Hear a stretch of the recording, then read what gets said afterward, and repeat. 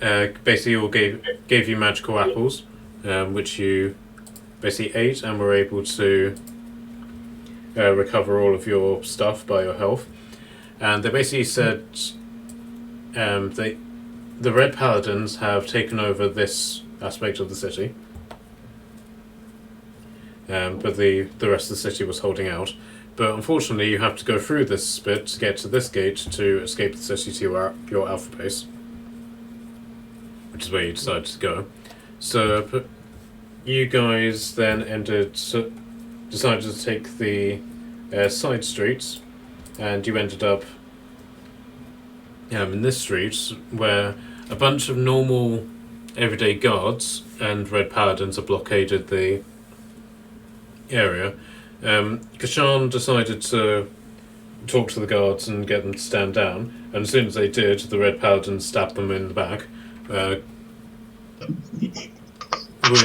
wounding one of them quite badly. So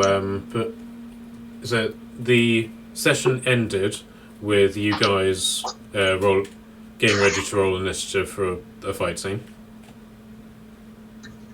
I forgot about that. Okay.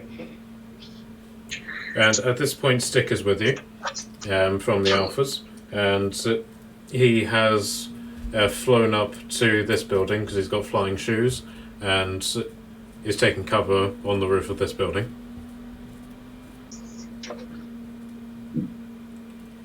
So basically, Michaeli, what this apple does is that it gives you the benefits of a long rest bar increasing your health.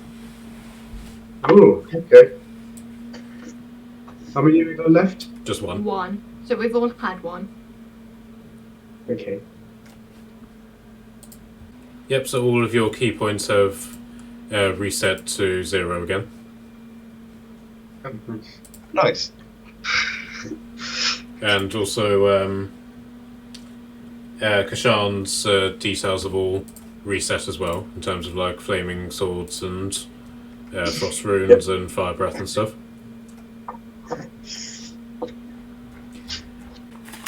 Okay, so shall we just jump straight into it? Yeah. Alright then, can I get everybody to roll initiative, please? Using my new dice. Let's hope this doesn't go wrong.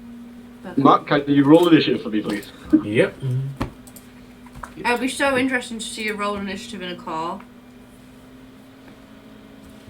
Sorry, I'm just holding up traffic. I'm rolling initiative. You got 7. Oh, God. You got 7, David. I got 3. Let's go. We got I a wanna- 9. Kahuna's big as My everyone. health is still down. And I have new dice. I'm thoroughly getting prepared for the ensuing combat. What the hell is happening? Okay, what did you get? A 10. 10. Ooh, we're all pretty close in our initiative. I probably need to roll again. I got a 7. Yes, can you roll again, please? Did you change my dice? Probably. I've got cameo dice. Like camouflage style dice. Okay. I got 11 this time. Cool. 11, 15. Okay. Did we heal up and stuff or just so I know? Yeah, it's all... You haven't healed up, but you've got your magic sorts back. I was joking because I had some hit points missing. Okay, so... And my spell slots are back. Okay, so the spearmen in front of you, they all get to roll first. So they're just going to turn around, go ow to the Red Paladins, and then they're just going to stab them in the face.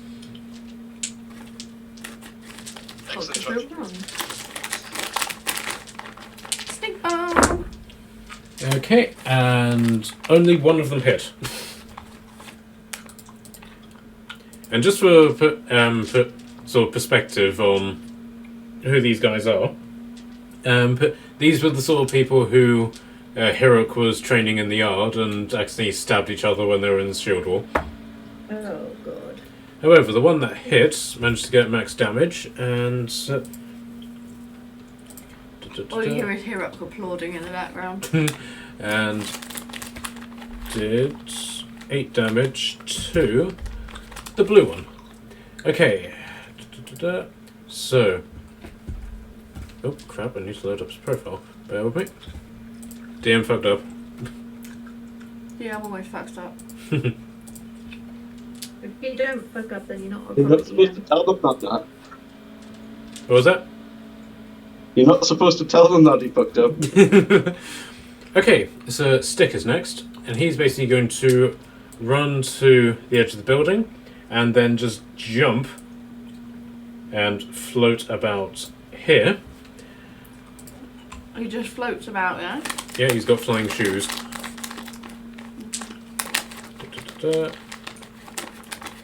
And he is... Where's it gone?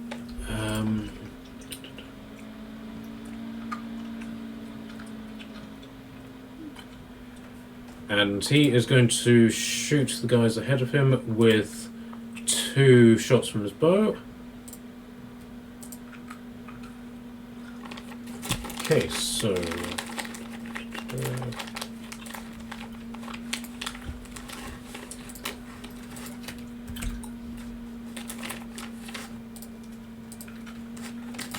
Oops, wrong one. Okay, and then going to cast Guiding Bolt, which just about hits, and does... Oof! The red guy is dead. He's then going to finish his move and land on the roof of this building. Guessing we can't see the people inside buildings. No, not unless you go inside.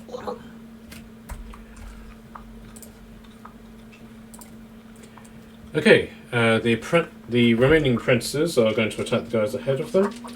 Yeah, basically all of the NPCs rolled really, really well, and then you guys rolled really mediocre. So all the NPCs go first. That's just how we like it. You know, false sense of security. Gives Dave more time to get here. Okay. D8. Yeah, for Christmas I got like a new set of dice. They're like ice dice with Harry Potter numbers. Oh, I like that. He's already lost them. No, they're here. Oh, I thought you were going to find them. Okay, right. Unfortunately, this guy is dead. And Oh, So the 2 lines, there's 4 that were our guys and 4 that were paladins, yeah? Yeah. Okay. okay, so he's dead. This guy is not looking healthy at all. Should have spoken my eyes, my mouth. Probably sound like a drunk person. And neither is... Oh no, orange guy's fine.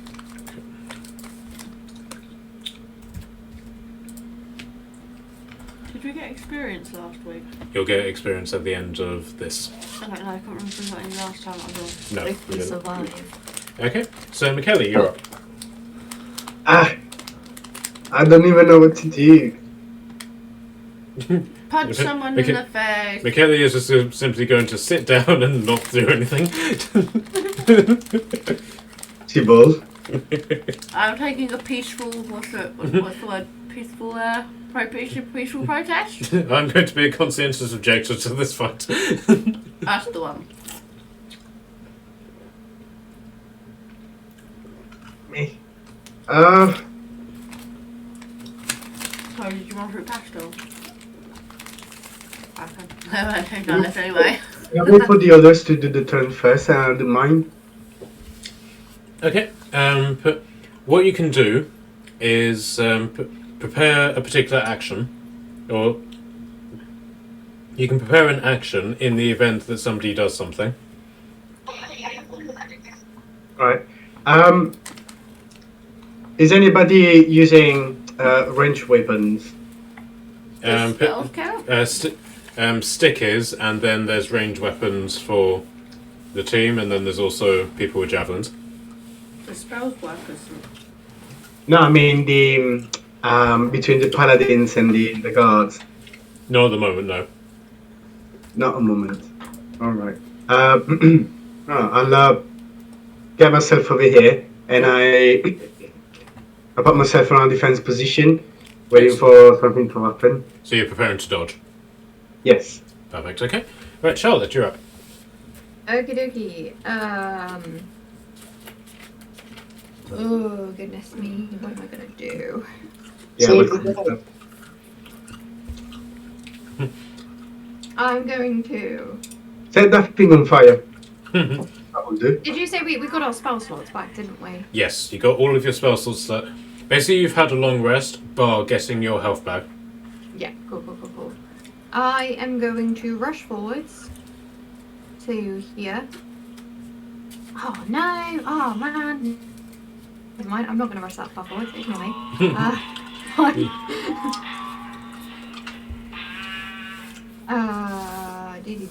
Okay, so Marilla has taken the free action of quick save, then rushed forward, realised that was a mistake, and then did and quick then I load. reloaded the game.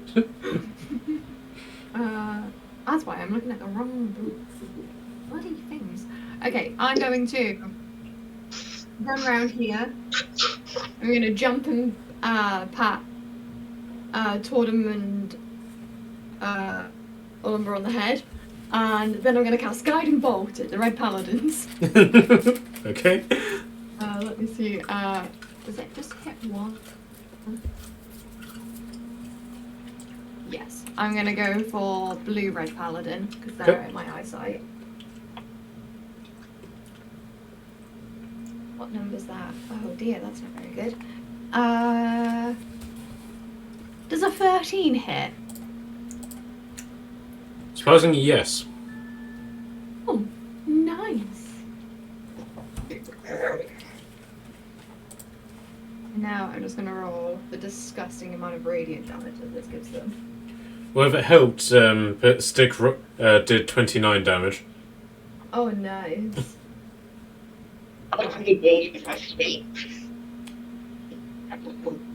That is 20 points of damage. What? 20 I points rolled total. max on 2 of my dice. And that was against the blue one. Blue one, yeah. So, right, he did not like that at all, to the point that pretty much like, it looks like part of his shoulder has just been blown off. So, like, he's basically just taken a point blank shotgun round right to his shoulder. As that happens, I'm gonna yell. That's what happens when you're mean to people. Yeah, Lyria, bitch.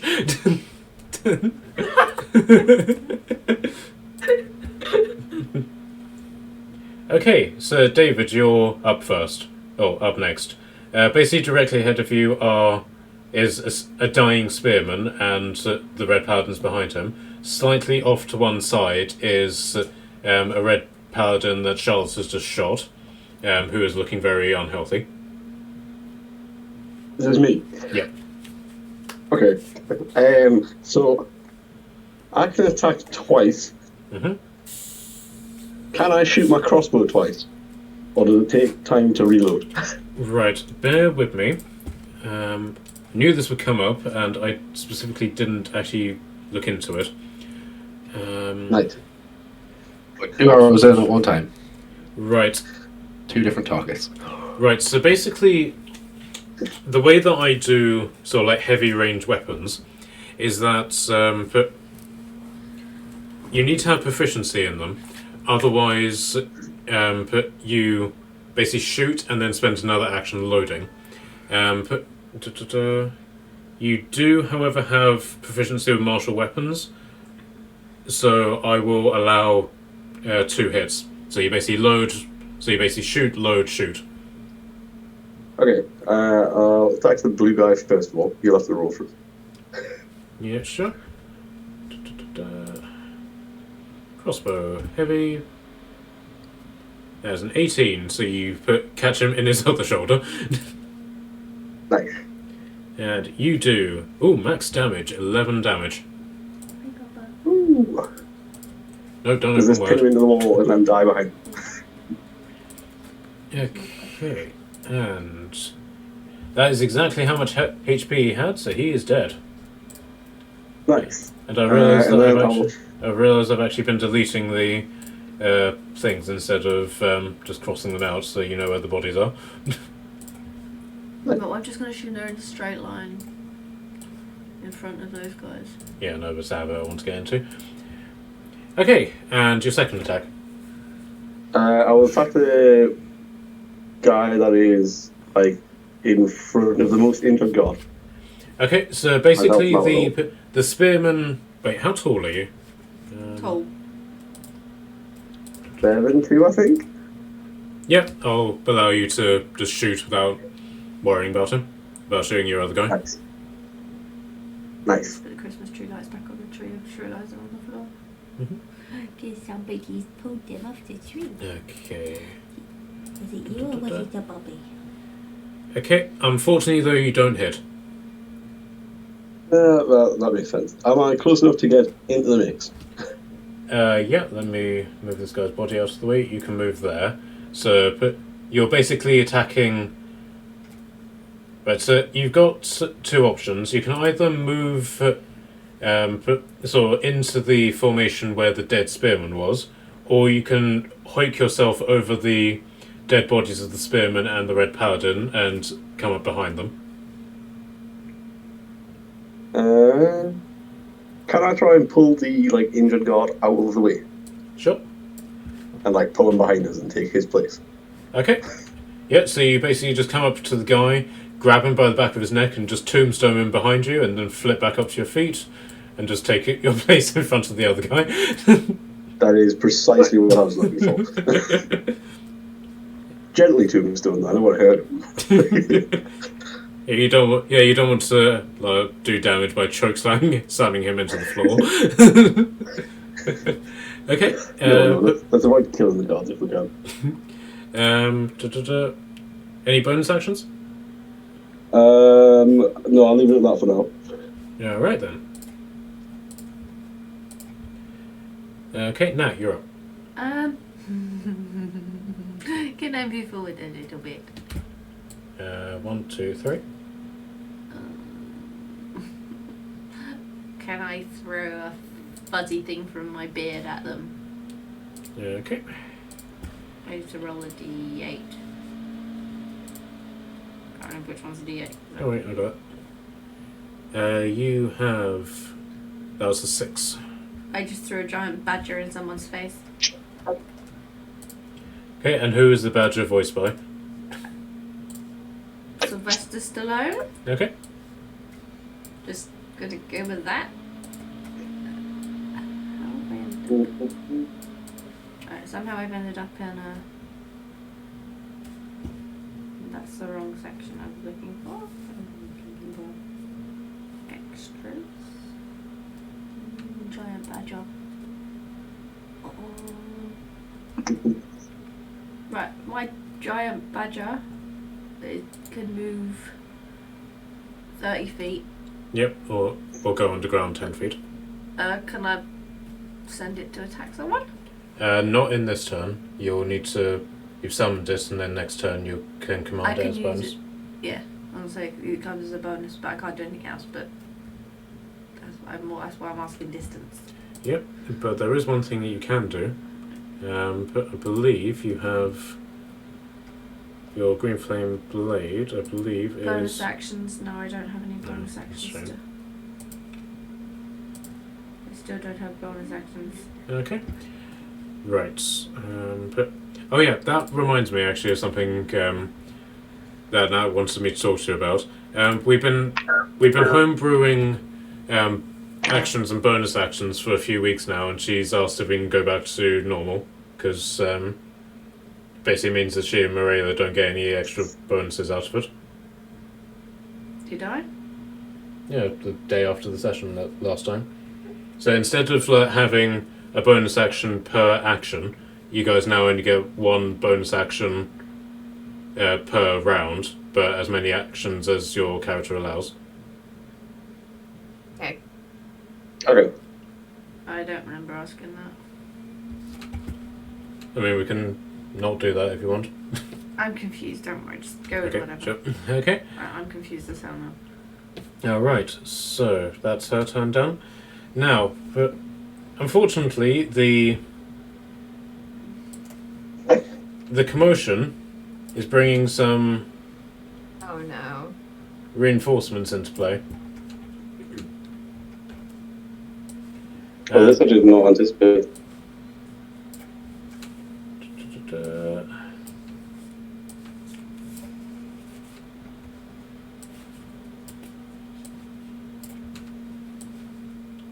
Okay, so 4 priests and 4 accompanying knights all appear, and so the knights, seeing you guys, these 2 are going to immediately engage Alumba, and these 2 are going to engage Morella. Come at me. Is that exactly how Morella says it? Yeah. 100%. Okay, so, but the priest... Oh wait, let me colour them up.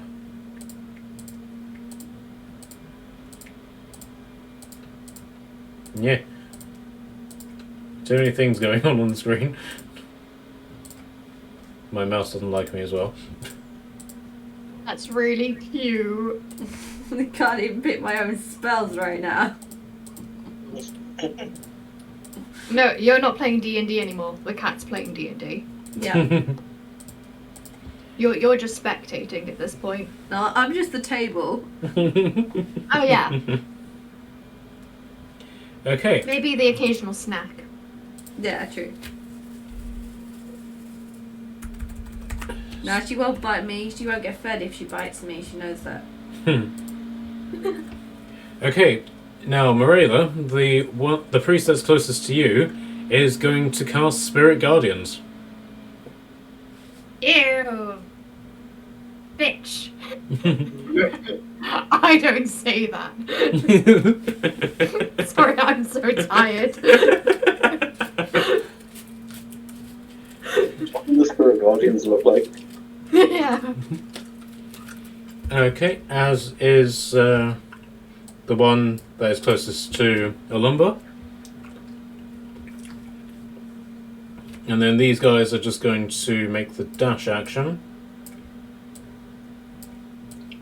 to come closer to you guys. The knights themselves... For God's sake. My mouse really doesn't like me.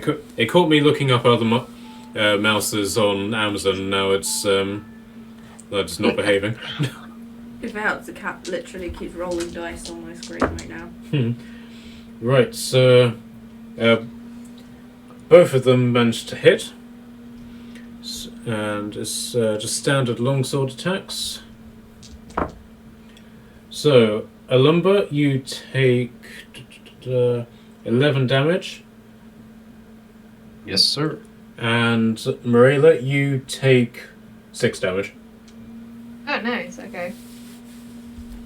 That's like the most damage I've taken in a while. And that's the end of their turn. It's now Alumba's turn. The only problem is that you now need to roll a wisdom saving throw to not be coaxed by the Spirit Guardians. Nice. Okay. You're wise. Let's have a look. I get minus wisdom. Let's go. Oh no. Okay. I rolled 18 though. I'm all good. I'm all good. Alright then. So 3. See, wise boy. Look at the rolls. They roll practically minimal damage as well, so that's 2 damage to you. Ooh. Don't know if I'd survive that one. Anyone got heals? Many. Oh, okay, good. Okay, so the spearmen, it's their turn now. So this one is going to try and fall back over here because he's utterly fucked up. This one, for God's sake, this one's going to go away. This one's going to go over there, and these 2 are going to attack the Red Paladins. Hit and a miss. Okay, and there's a d6. There we go. And does 5 damage to the green one.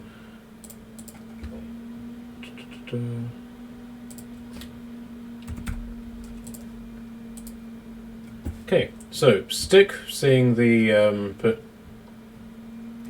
seeing what is going on here, he is going to do what Paladins do best and protect this guy. So he is going to fly above this guy, and he is going to cast Magic Circle, which is 10 feet.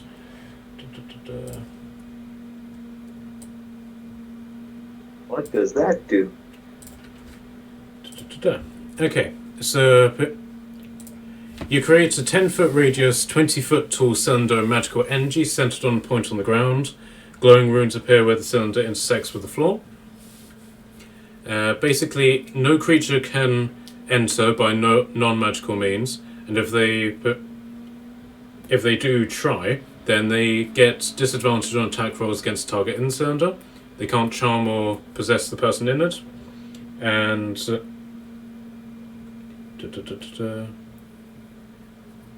and magical attacks can't penetrate through it by the looks of it. Oh, basically the person inside the cylinder, if they're attacked by... Oh wait, sorry, I'm misreading this. When you cast this spell, you can let... Yeah, so this guy is basically within a force field now. Then he is going to fly over to here, and he is going to do a swooping attack against that guy with his sword. And you notice that this sword is the hilt of it is made out of dragon bone. I want That's it. Spike. Sorry? Was that Spike, whatever his name is? His sword. Yeah, Stick, yes. Still.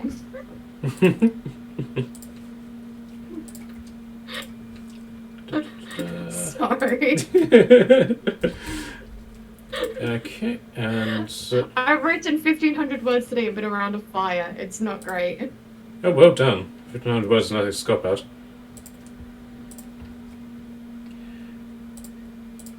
And then he is going to cast Guiding Bolt, and has done 6 damage, unfortunately, so pretty mediocre in comparison to before. Close that, because that's getting in the way.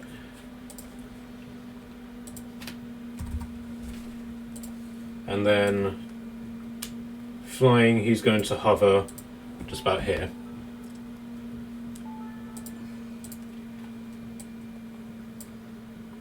Want to be correct with this. Right, okay.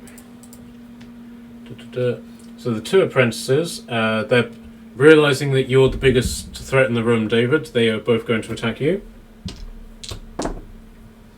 And both of them miss. I expect nothing less. So, McKelly, you're up.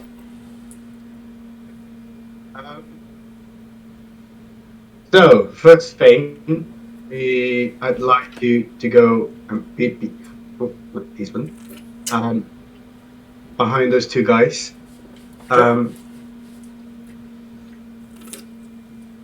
Rush myself into the situation, trying to attack them, both of them, trying to support Mariella. I was looking through the monk, and I couldn't remember how many attacks I was doing with the key points. Is it 5, right? Right, so let me load up your profile. Okay, so you get an attack with your quarterstaff. Yes. Which includes a free action with your Polar Mastery, so that's 2. You then get a bonus to your... you can then do that again, or do an unarmed strike as part of your second action. So that's...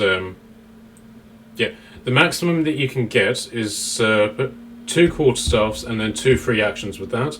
Then a bonus, an unarmed strike, and then if you do your flurry of blows, you get a 6th attack. Are we sure it's 6? Yeah, you get 2 actions, and you can... basically, if you do your quarterstaff, you get your main hit and then your Polearm Mastery hit. You can then choose to do an unarmed strike, which just does 1 attack. Then your bonus action, you get another unarmed attack. And then if you do a flurry of blows with your key point, you get another attack. So you either get 5 or 6, depending on what weapon you want to use. Oh, okay. Right, I want to maximize that, so I'm going to use the 6 attacks. Okay, and I so want to 3 and 3. okay, so give me your first quarterstaff attack. Water stuff.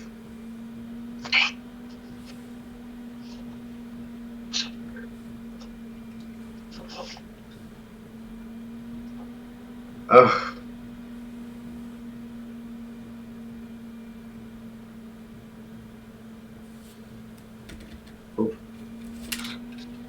20. What was that? 20? 20, did you say? Yes. Yep, that hits. And the other one comes through. Oh, fuck you. It's 10. Okay, so just the first bit of the quarterstaff hits, so roll damage for that. Passing down to the others. 60. Oh. And 9. Okay, so you did 9 damage with your first attack. No, I'm still attacking. Roll damage for your first quarterstaff attack first. Sorry. Where's the... it's 8 damages. Okay, so 8 damage, and that's against the priest. Ah, Yeah, you want it for me? yeah, so red priest, so that's... Okay, so now roll your second quarterstaff attack. And I missed. Okay, roll your Polearm Mastery attack.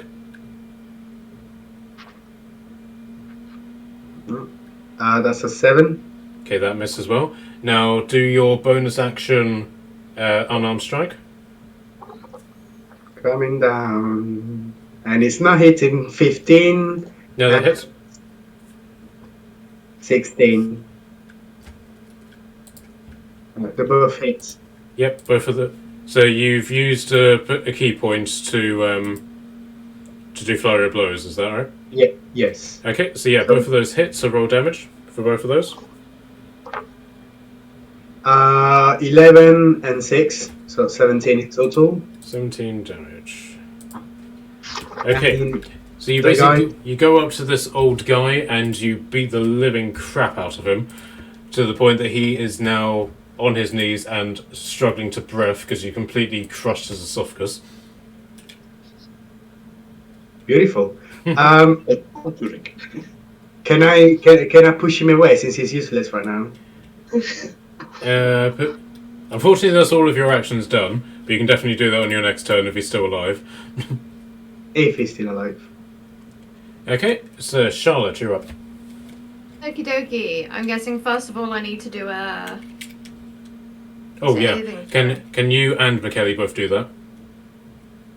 Oh, sorry. Wisdom saving throw, please. Oh, that was good. Mine's a 19. Wisdom. 17 for me. Okay, right. So you both pass that. So that's 3.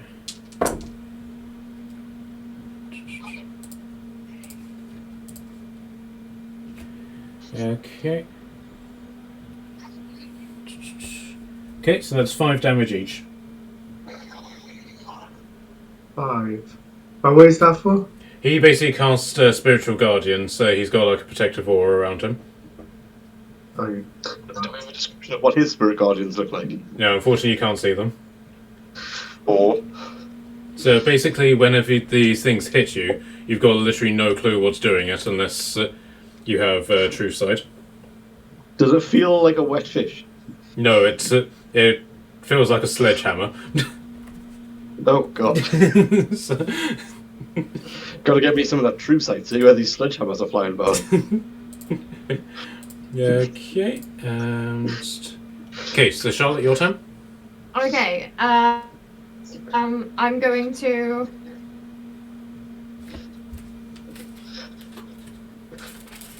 What am I gonna do? That's a very good question.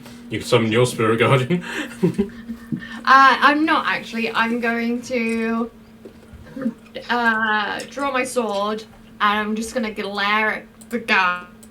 I'm gonna glare at the priest, and I'm gonna. You gonna do it with spirit intimidation?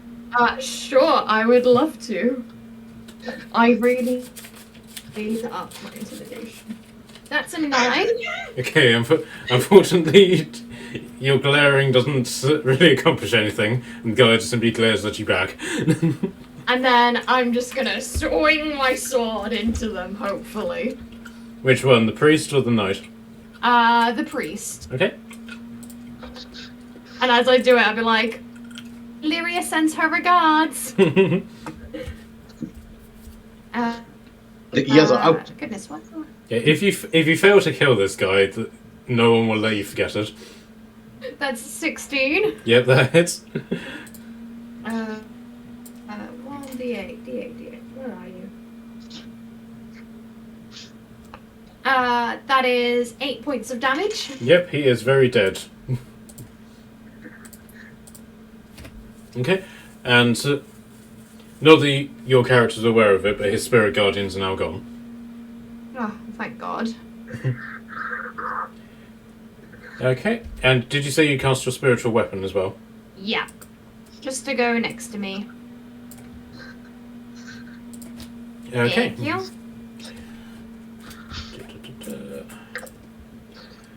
David, you're up. Oh.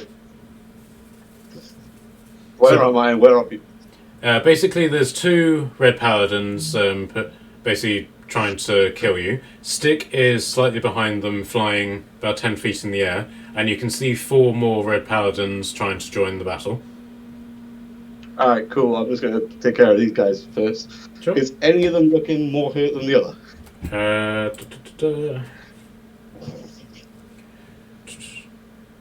Fairly even?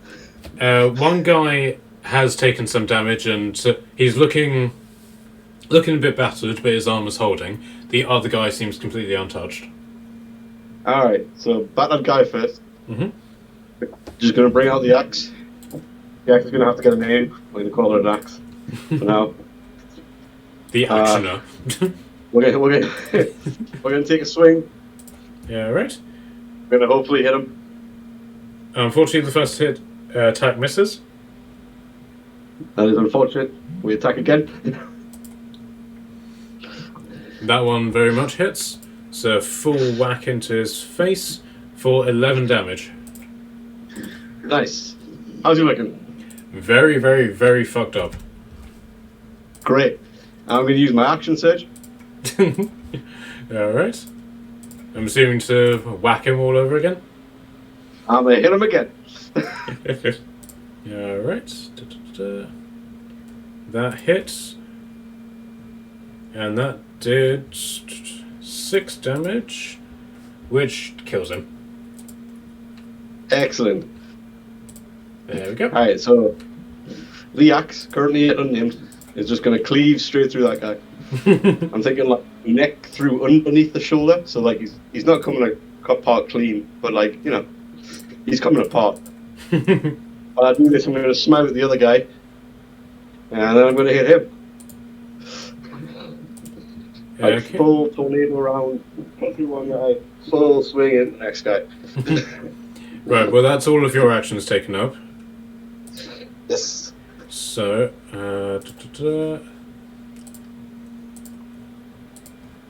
okay, Nat, you're up. Okay. Assuming that you can. Well, a badger is going to attack the nearest man. Okay. Oops. When the cat does not do stupid things or fall off my lap and headbutt me in the process. Okay. During which time she rolled half a dozen dice. Okay.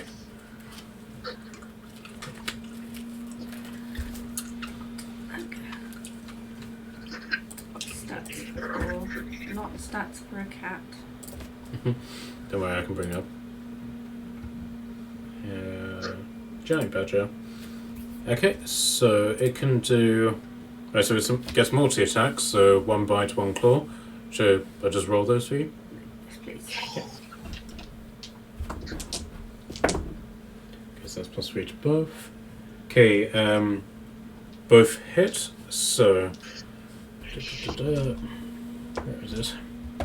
Okay, so the bite does max damage at 7, and then the claws, which I need to...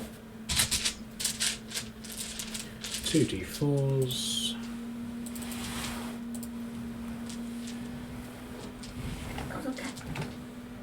Okay. There you go. Yes, slightly uncomfortable. 5 plus... So that's 6, 12 damage in total. By a badger. Yep. And that's against orange guy. Thank you. Okay, so that's your bonus action done. And then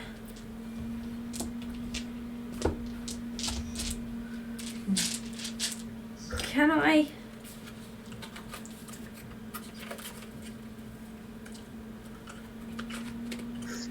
throw some I'm gonna hurl a bubble of acid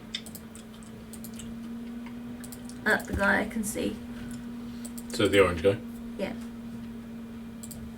He needs to do a dex saving throw of 13. Okay, so which one are you using? Acid splash is cantrip. Okay. I can roll it here, it's just for some reason the other one's Sure. taking too long. I need a dexterity saving throw of 13. He succeeded. Okay, so he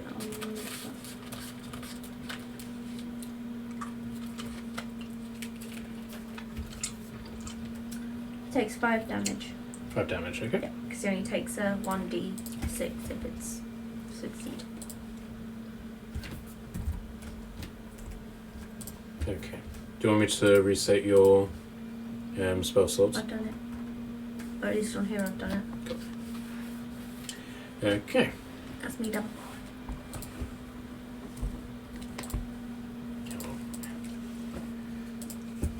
Okay, so the priests, the ones that are left, are going to make their attacks. These two are going to cast Spirit Guardians as well. And then the knights... Right, I'll just move the dead guys out of the way.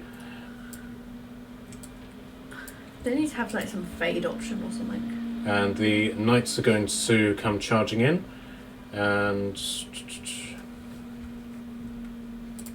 Right, so the priest that is engaging you, Liam, they are going to cast Guiding Bolt against you, which missed, and then the knight is just simply going to make an attack against you. Does an 18 hit? Unfortunately, yeah. Okay. It does. 28. Unfortunately, that does max damage at 11 damage. This is bullying. Okay. Wait, have you had God, your turn, Liam? No. I to be fair, I thought whatever the spell was cast, I skipped my turn. So no, I haven't had a turn now. No, Oh, he hasn't okay. had a turn at all. Okay. Do you If want that wasn't supposed to be the case, then I'd be bummed. But I thought that was. Yeah, for some reason it just completely skipped over you in the initiative thing. Nice. Because my If it initiative was helps, so he's- low, if it's like, it you know what helps, it he's is. done it Nah, to me you're not getting a multiple turn. times in a previous campaign. Well, I'll let you take your turn now. Okay. Okay. Before we If you before must. before we do the damage and stuff that these guys have cast on you. I mean, I'll just be a bullet sponge, to be fair. Like, just let me take all the damage. And Alumba just stands there and goes, I have not had a chance to hit someone. Just stood like picking my I can nose. see him just stood like sadly looking at the floor, kicking the dirt, being like, I want to hit someone. Or he's sitting there doing the little toddler thing where they look at you really big-eyed and they're like, but it's my turn. Little bottom lip Just quivering. All odd bottom, of course. Yeah. crouched down, finger in the dirt, just. Oh. Oh my god. Oh. And then later, like many Can I many use years, my move to go over and pat Alumber and go there? many years later, Alumbra is attending, counselling sessions, and there I was watching everybody else murder someone, and I didn't get my chance. Yeah, honestly. The audacity. I haven't killed anybody in years. Even the badger got one more turn than I did. Oh god. And I really wanted to go and combo the tombstone guy from before. Because that was like leading up to my go, and it just didn't happen that way, unfortunately. Yeah, take your turn now. Okay, well, I'll have to. I'll just turn and attack the guy who's stood the closest to me then. Yeah. Sure. Let's have a look. I feel like just to try and reduce any further incoming damage, I'm just gonna rage straight away. Sure. So you +2 to all of your rolls. So let's have a roll. So I've got a 22 to hit, Yep, that hits. and that's for 7 damage. Okay, and that's against Blue Priest, yeah? Yes. Alright. Okay, so how many attacks do you get? 2. Let's have another one. Does a 16 hit? Yep. Roll. And that'll be for 8 damage. Okay. Are you adding the +2 damage as well? Yes. Okay. Are you gonna use your Divine Fury at all? I will actually, yeah. For an additional 9. Okay, this guy is dead. Get in. I got my turn. Woo! Happy boy. Okay. Okay, so that means that you don't suffer any damage whenever he casts Spirit Guardians, because Because he died. you quick saved and reloaded and.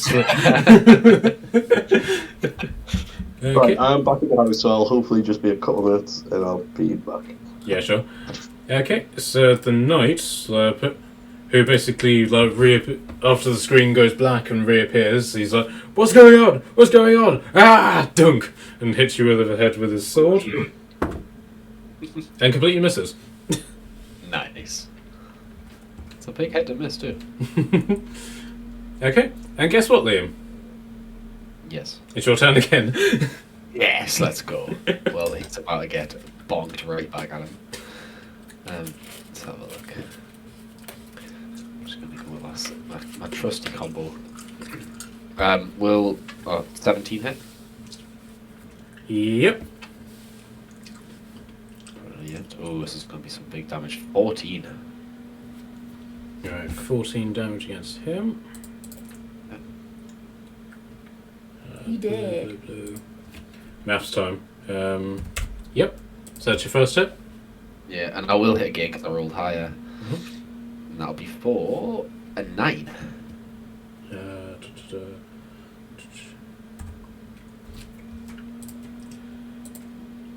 Okay. Are you going to use a bonus attack to do an offhand attack? That was the 9, right? Like that second attack there, though.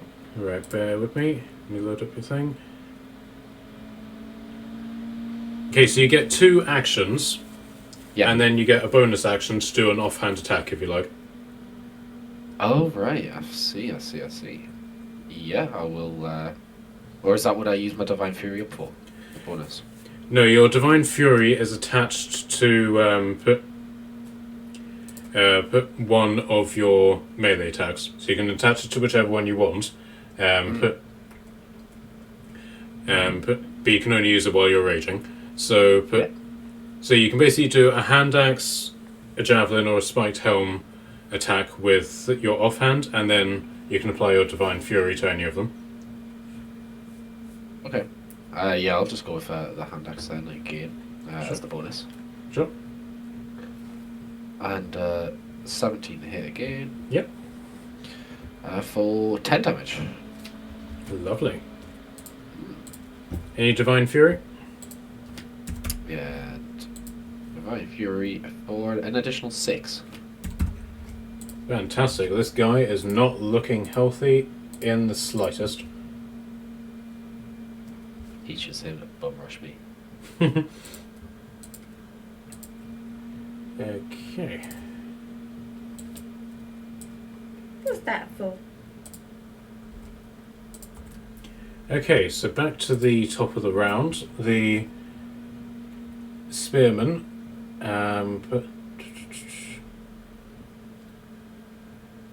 are actually going to fall back. So they both get attacks of opportunity. Actually, they'll take the disengage action. Basically fall back to here in the hopes of gaining benefit from the magic circle. Stick is going to move over here, and he is then, if my mouse starts working,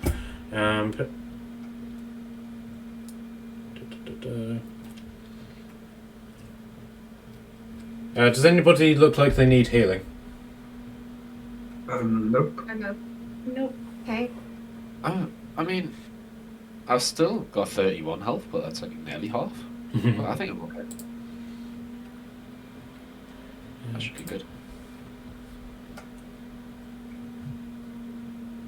So bear with me, but Stick has loads and loads of smites, but it doesn't actually tell me how to actually use them. How to smite people. Yeah. I have that issue all the time. How Mm. does one smite?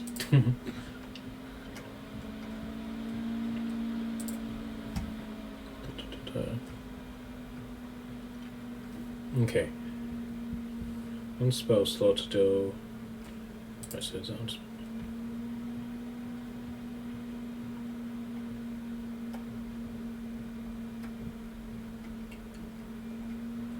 Yeah, so he is going to attack this guy with his sword. Manages a hit. He's going to go for a two-handed attack. Does 11 damage to him. It's the green one. And is then going to bring on his... Okay, so that's 3d8 that he gets. 1, 2, 3. And basically he raises his sword up into the air and it fills with radiant light, and he just brings it down on this guy's head, and his head just explodes, leaving his body to just ragdoll on the floor.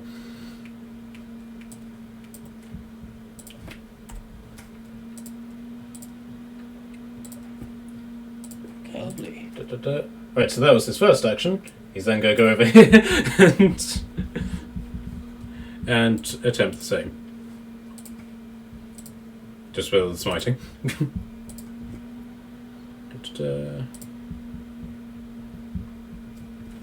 12 damage.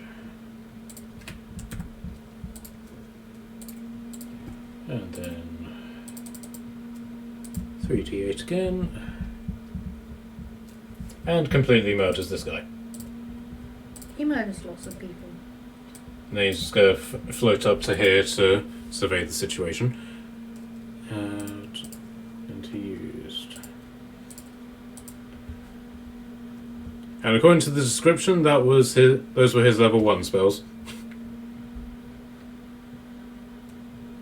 That's not worrying.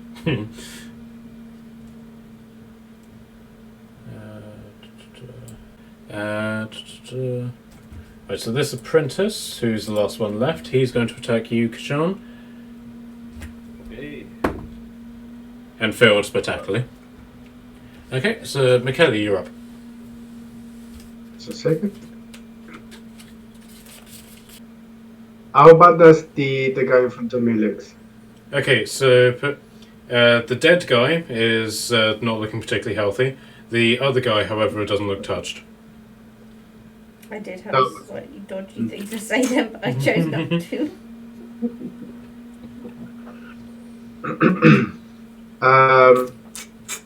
Yeah, I'll just attack him normally. Sure.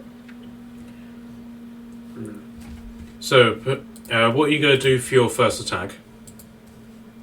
Yeah, I was just thinking to go normal. So basically, it's 3 unarmed strikes and a polearm mastery. Okay, As a bonus attack, right? Is that correct? Right, so you get your quarterstaff and the polar mastery, so that's 2. You'll then get 1 unarmed strike as a bonus, and then you get another unarmed strike as a. Sorry, you get a quarterstaff attack, a polearm attack, an unarmed strike, and those are your actions. As a bonus, you can then do another unarmed strike, and then if you choose to use a key point, you do a flurry of blows attack. Yeah. Okay, so give me your quarterstaff attack.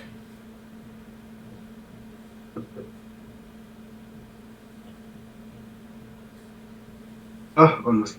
27. I guess I hit. Yep, just. And the other one is 12. Okay, so your main quarterstaff attack hits, but your polearm attack doesn't, so roll damage for that, please. It's a pretty 8 damages for now. So 8 damage in total, yeah? Mm-hmm. Okay. Okay, now give me your first unarmed strike. So the first is 11, and the second one is 14.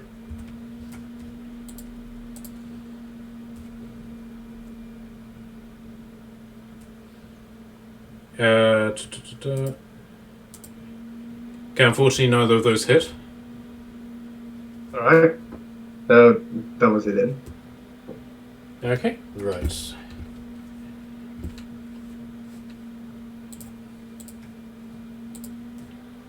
Okay, Charlotte, you're up. Okie dokie, I am going to Sparta! do something. Wow, super useful. Could summon Frank. No, that is definitely not what I want to do. How far away is that? Wrong button. Wrong button. Ah, it's so close. Okay. I'm going to send my spiritual weapon up here. Sure. And it's just going to lob straight into the orange one. Hopefully. Lob being the essential word there. Yeah, and your spiritual weapon just shouts out, GTA, bitch! Dunk! That is a... I can't do maths. That is a 24. To hit, yep. And that is 8 points of damage. Lovely. Okay, and yourself? And then at the same time as I flick my hand backwards to send it that way, I'm gonna swing my longsword around and I'm gonna try to take a slash at the red guy in front of me. Sure. Now, you still haven't attuned to it, so it's just a normal longsword attack. Yeah. That is... Oh god. 22. Maths is really difficult. 22. Yep, that hits. Where did I just put my D8? It's over there. Someone ate it. Oh, thanks. Matt, Really stop useful. eating people's dice. Sorry. I've lost the D8. Oh, I found it. Never mind. I'm just smoke in my eyes. That stop is 7 smoking. points of damage. Cool. Okay, this guy is not looking the least bit healthy. Good. Okay. Anything else you want to do? And then I'm gonna just do a little boop. Like boop the guy on the nose. I don't know. Alright, so David, if you're back with us, you're next. I am indeed. Give me just a second to get the dice. Right, so who have I been attacking? You've been attacking the orange apprentice to your side, and these guys have just come to attack you. Right, okay. Did I hit him when I swung my axe at him before? As he took damage? Yep. You've been attacking the green one.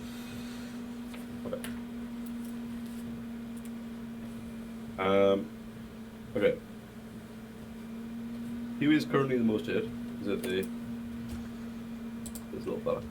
Or the green?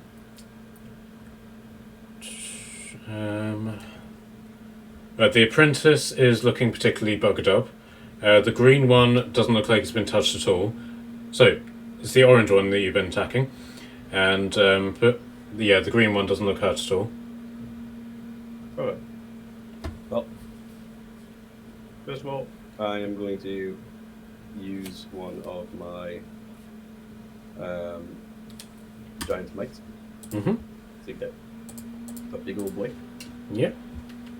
And then I will take a swing at the fella who's looking most injured, because I am a bully to these Red Paladins who need safe friends. And stab the guards in the back. Let's go. Oh, you're staying with me. That is a nat 20 right off the ripper. Oh, lovely. Yes. Alright, so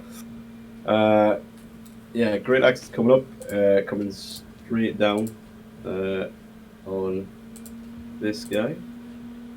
That is 11 damage, so double 22. 22 on the orange guy, yeah? Whoever I've been attacking thus far. Sure. Okay, he is not looking at all happy with himself. Okay. Oh wait, so no. So wrong orange guy. The orange guy that you've been attacking is dead. If it would let me update anything about him. Yep. There we go. That tracks. Okay. Then I'm going to turn my attention to this green guy who thought he could flank us for some reason.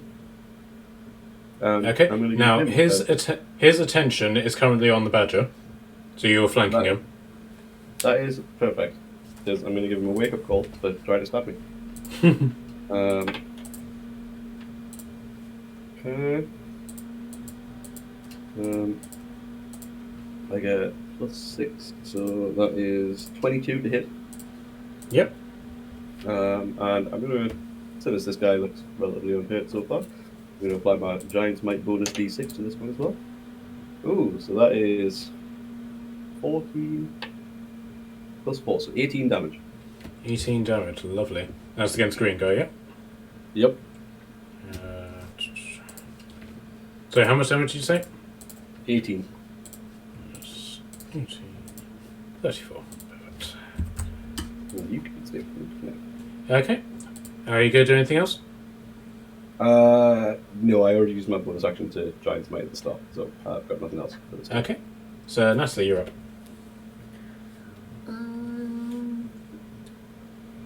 Magic missile. Were you missiling? That one.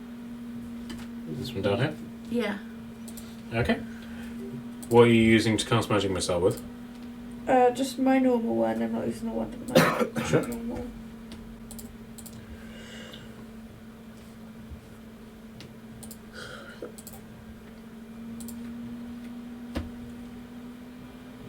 You just want a magic missile in. Mm-hmm. As far as I'm aware, that's auto hit, and then it's one. What level are you casting at? I think it's level 1. I know it at. Sorry, cat's repositioned herself. I'll have a look. Wait. Okay. There we go. So- I've got it now. Okay. Cat repositioned herself. Sure. Here you go. Right. So you can. You 1d4 plus 1. That one I'm doing. Right. So you can do magic missiles up to 3rd level by yourself. So that would be. I'm doing level 1. I've just rolled for it. Okay. So that's 3 missiles then.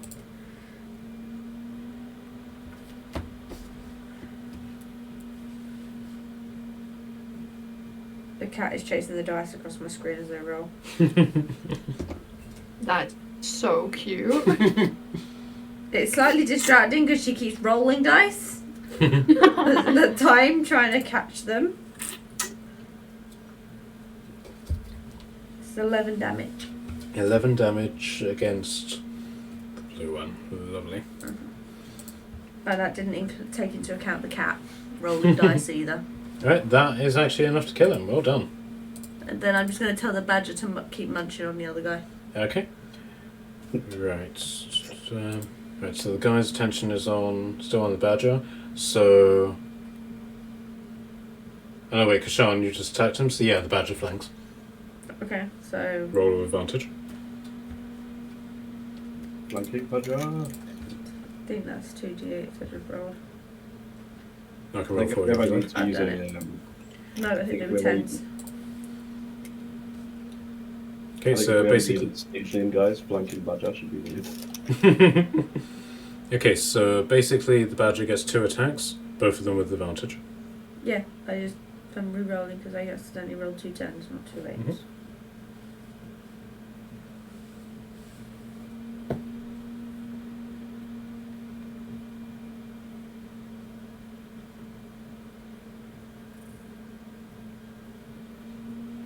Wait, it wants to load. Damage so 12. far? 12 doesn't hit, does it? No.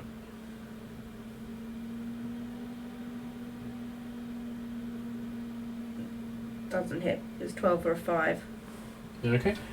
Wait, that's plus something, isn't it? Yeah, plus 3.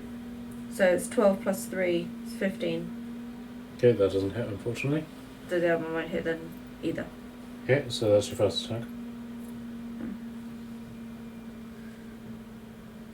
just going to press roll through 2d20s at the same time. Mm-hmm.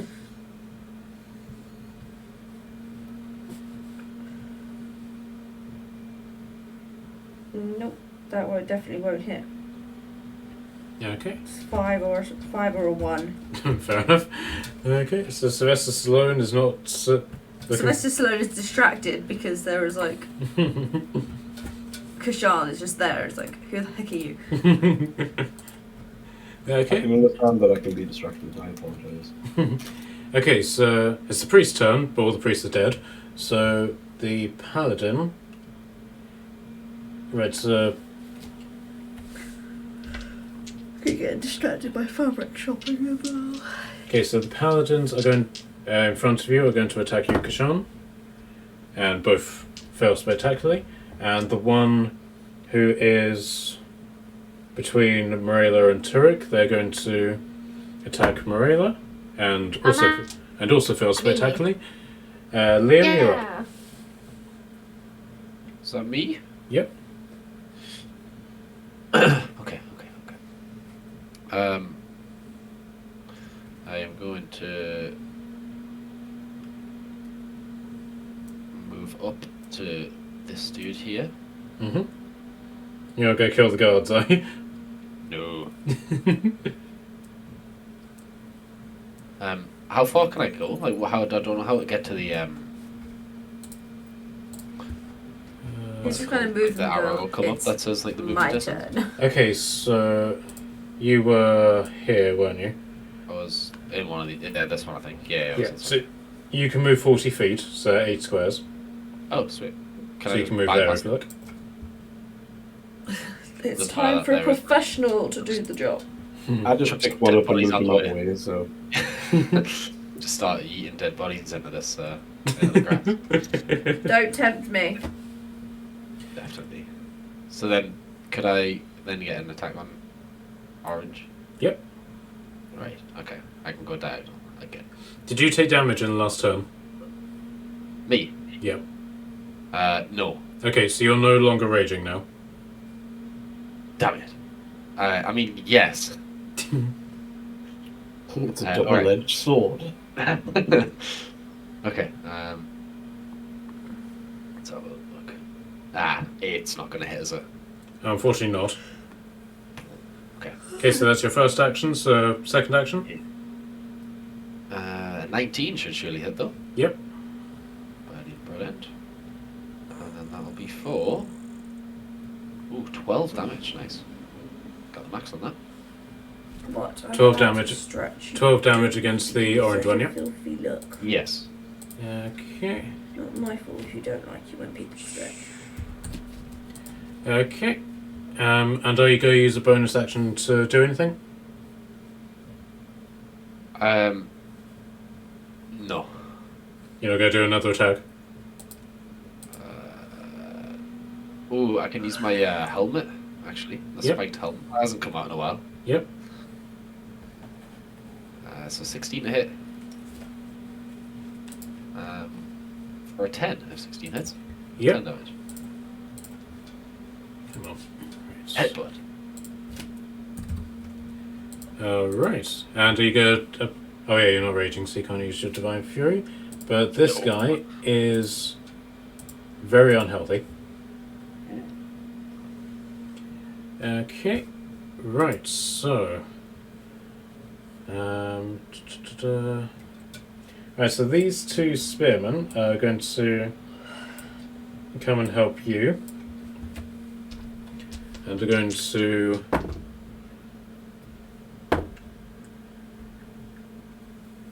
attack this guy. Unfortunately, the orange one misses, but the red one critted. No. Okay, so that's 8 damage against him.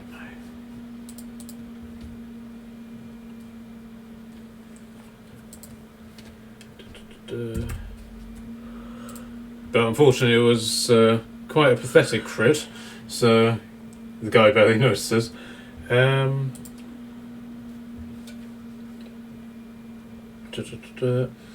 Stick is going to... he's going to cast 2 lots of guiding bolts because he can't be asked to swoop down and attack. So, first one misses,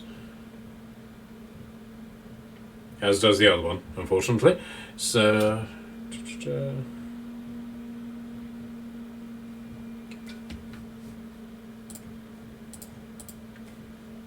come on. No more princes left. McKelly, you're up. Hello. I'll try to finish off the guy in front of... trying to finish off the guy in front of me. Okay. Now, this guy is focusing on the spearman that's just attacked him. So you are flanking, so you roll with advantage. You know. So, same again before? As before? So you're not using a key point? Not yet. Okay. Wanna see how it goes. So 25 is the first, and 20 is the second. Okay, so are those both for your quarterstaff attacks? Yes. Okay, yep, they both hit. Damage comes now. 21 damages. From quarterstaff?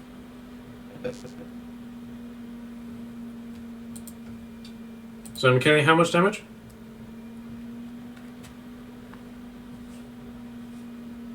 McKelly, you still there? Yes. Right, so how much damage did your quarterstaff do? 21. But it's the quarter stuff. Easy calculated as an arm strike, right? Right, so your first attack is with your quarterstaff, which is a d8 plus 4. And then your polearm attack attached to that, which is a d4 plus 1.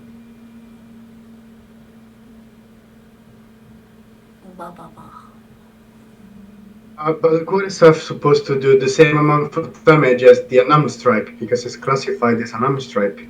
Yeah, Right. it does. So it's 1d6 plus 5. no, your quarterstaff attacks don't get the +1. Your unarmed strikes get the +1 because you have the claw armbands. Oh, so it's plus 4. Yeah. Alright. So it's not 21, it's 19. So is that 19 damage in total Yes. for all of your attacks? The first 2 attacks. Okay. So that's 21 damage. Okay. So this guy is now dead. Mute. Your Um, stinks, cat. How far are the other one? Is it just one left? No, 2 left. Yeah, 2 left over here, and from you, they are, for God's sake, 40 feet.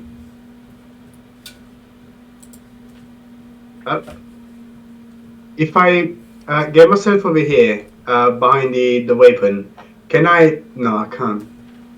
But I can.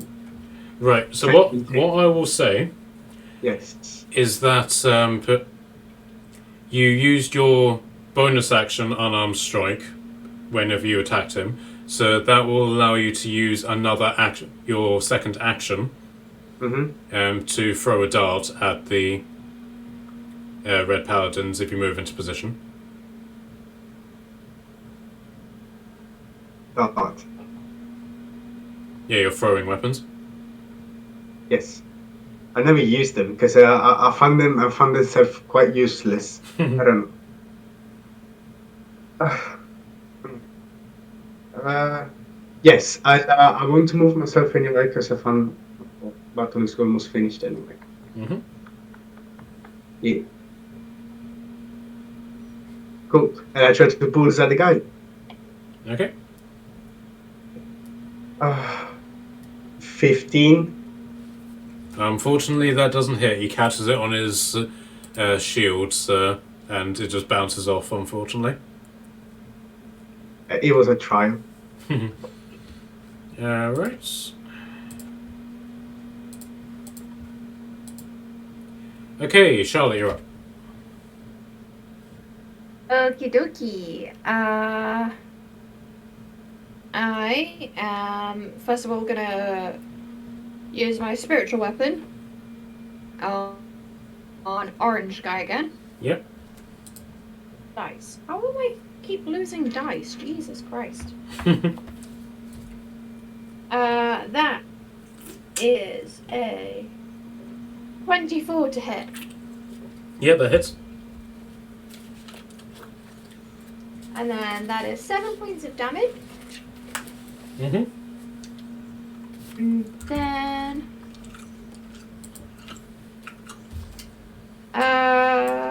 McKelly, how are you? Oh no, you moved. Never mind, ignore me.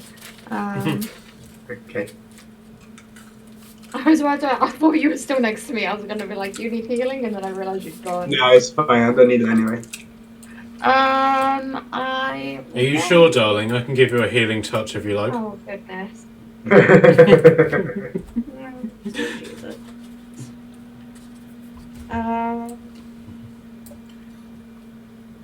Don't worry. And then Frank appears in monk's robes.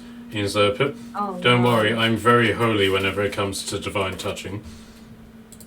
And then I'd like to run over and he went. I was gonna slap him. Morena is really aggressive today. I will allow that. I've been around smoke too much and fire. I'm very tired. I wouldn't actually. I'd just pout. I'm going to. Oh, Jesus Christ. So different. And then I'm gonna just. Oh no. That's basically what How it are the two guys next to me looking? Both are looking pretty dreadful, to be honest. Okay, awesome. Then I will I'm so happy to see you're wounded. The cat just She's looked at probably you then smiling. like you were mad. Cure wounds only affects one person, doesn't it? Yeah. Damn it. Okay. How under half are they? Like out of a number, out of 1 to however many? Okay, so red guy is very bloodied, and Okay. orange guy is slightly wounded. Okay, so red guy, I'm gonna get up to half. How much out of 25 does that use? 11. 11. And is the orange guy under half? No. No. I'll just give him a friendly pat on the head anyway. So I'm just gonna jump around, pat them on the head. Red guy gets me healing. And I'm gonna pretend it's like I'm healing the orange guy. And I'm gonna good job. That's my go.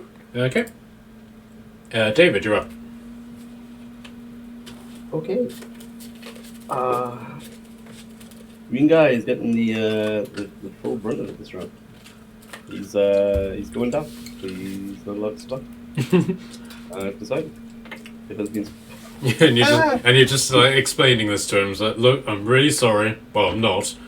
But you're, Yeah, I'm you're going, like, going cycling down. through It just has to happen. I'm sure you understand, but What's happened is I'm like looking into my cloak, deciding which weapon I'm going to hit him with, and I'm like smiling at him the entire time as I'm like cycling through, deciding what's going to go on. And this is words that are just coming out of my mouth while I'm smiling at him.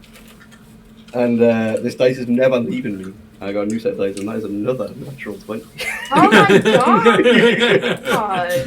god! This one's gonna stay on the spare hill, so it doesn't work like so. Yeah, it gets a spot. Okay, I'm gonna roll some damage. I'm gonna hit this guy a little bit, a lot, probably a lot. And then he misses every attack. Okay, that is 10 plus 3, I think. so 13 is that Yep, 13 plus 3. doubled? Well, Yeah, so that is 13 damage, then doubled, so that's 26. 26 damage. Okay. Is he still standing? Just he is on his knees, and you've cut off one of his arms. Then I'm also going to add my giant might to that strike, so it is here. And that's another 8. Yeah, he is dead. Very good. Very good. And then I'm going to smile at the orange guy, and I'm going to say, hey buddy, go turn. He's just gonna die because he's like, can't be asked for this. This one is 16. Does that hit? Is that 16 plus anything? No, that's including my plus. No, unfortunately not. Oh, no, that's a disappointment. Into this. Oh well. In that case, I'm done. For now. I smile as I say for now. You do get your bonus Stole action my off. sock again. Oh wait, no, you're using two-handed, aren't you? Yeah, that's only Yeah. 200. Cat stole my sock again. I mean, you do have your fire rune if you want to use that. No, I'll keep a hold of that for now. I'll let him survive. I think I can only use the fire rune if I hit. I think it says like on a hit I can then. Right. Okay. Right, Natalie, you're up. Badger attack. Okay. Right, so he's focusing on Kashan, so you get advantage.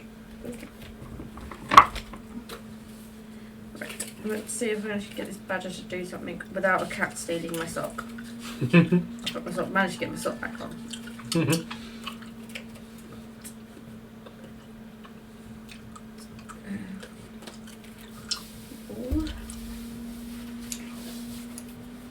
Yeah, you just stay looking out the door. No one's looking at you. Wow, my rolls are crap today. A 1 and a 9, so that's definitely a no hit. Okay, so that's the first attack.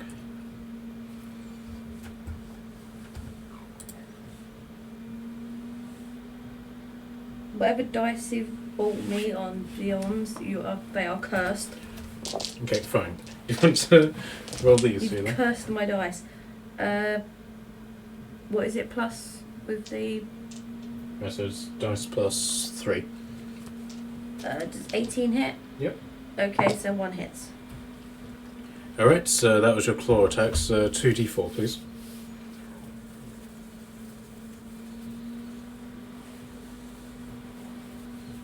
Well, just saw this dice rolls as well. It's very overpowered. 3. 3 damage. Okay. Okay, now for your actual turn. Where am I in relation to what I'm calculating as the last guy alive? You're 25 feet away. Okay.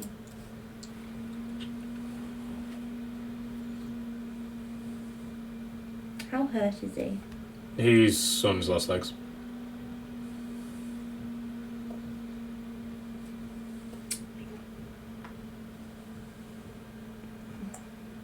I'm gonna cast Agonal's Scorcher, Yeah, okay. and I'm going to use my bendy ability. Yep. So that I don't hurt any of my friends. Sure. He needs to do a dexterity saving throw of 13. Yep. Failed. He is now burning. Alright, roll damage. I am rolling. It's just taking its very old time. He has taken 14 fire damage. Alright, and he is dead. Well done, guys. You have won this particular battle. My badger is now running rampantly wild. By literally murdering everybody. It's just running around. Alright, guys. If you guys want to give yourselves 1,600 XP. Don't mind if I do. Sorry, cat. I've just dropped the pad on the cat, and the cat looks at me.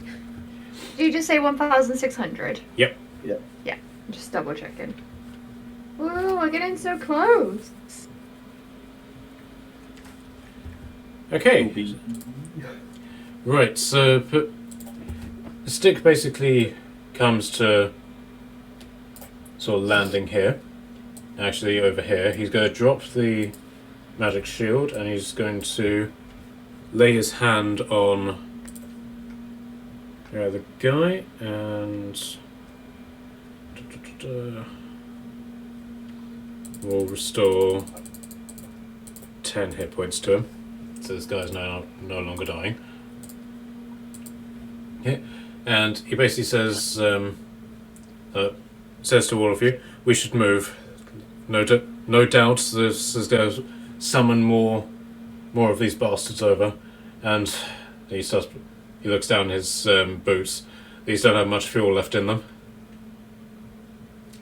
I'd like to suggest to the group that we all take a red cloak as something that we can use to just sort of like hide under from these guys as we maneuver further out to sea. Might be safer if we're pretending to be Red Paladins. Okay. It's very clever. Okay, sure. But do you all want to collect a cloak? Yeah. I will very gingerly. Okay. Do you also want to investigate the corpses as well, or just take the cloaks? Can I raid their pockets for anything useful? Yep. Can you give me an investigation check, please?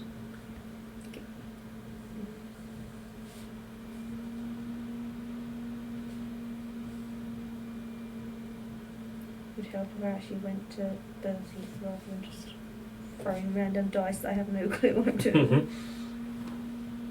What was the investigation? Sorry? Investigation? Yep.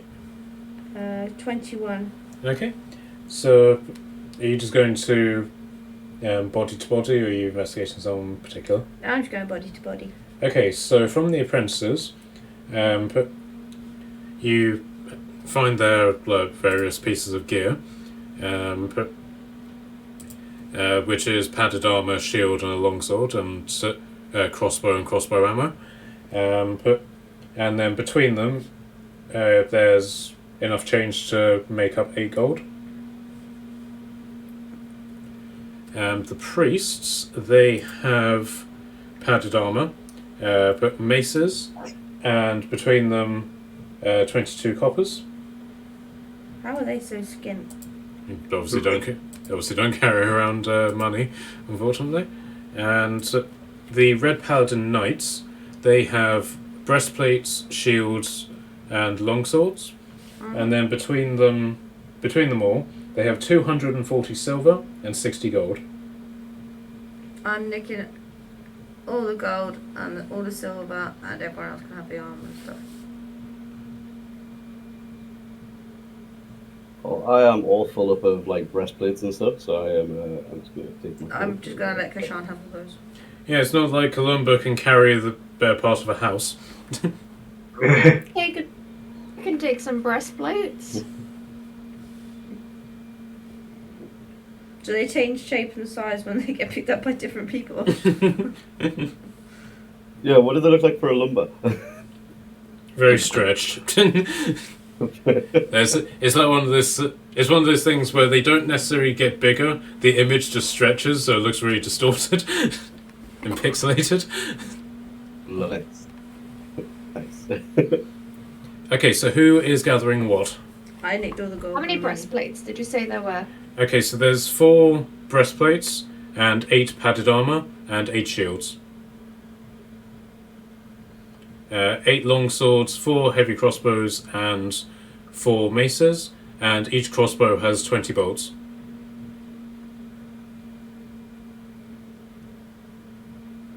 Can I grab a crossbow? Yeah. I can use one, can I? Do I know how to use it? Let's have a look. You could learn. It doesn't look like you're proficient in it. You can still use it, but you don't add a particularly high hit modifier to it. Alright. Well, as soon as I pick it up, I drop it down and say, well, I didn't even know how to use it. I could teach you. I use martial weapons. I could teach you to use the crossbow. I'm not proficient myself, but No, you're proficient in martial weapons. oh yeah, I could teach you how to use it if you wanted to do it. We did say we have some off time coming up. Yes, I take your offer. Yes, thank you. Okay. Is anyone grabbing the breastplates? I will. How many can you carry? Did you say how many? Did you say there were 4 of them? 4, yeah. Okay, so I'm now carrying 7, which Yeah, but takes the up thing what is, I'm every time carrying she to picks them up, they 100. turn to bikini ones. 21 Matt, so they're really easy to carry I with the can still bikini. pick up 2 more. Despite I you're think. still carrying less than I actually have in weight because of all the weapons and stuff I have on my body, I still continue to look in general shock and horror. Like this woman just. I'm casually starting to look around. clunky. I can take 38.29 pounds more. Marilla currently just rattles with breastplates. I'm like bobbing along and I'm like. What is she talking about? She's layered every single one on, making her boobs huge. I'm actually planning on selling them. I thought you were just doing it to distract the guards. That's your new tactic, isn't it? Yes, of course. Come That's to December 100% Illyria, we all what it have humongous boobs. Okay. is. It's just tiny other than that. I think the cat just told me to shut up. I just got a paw in the face. Okay, so that has taken.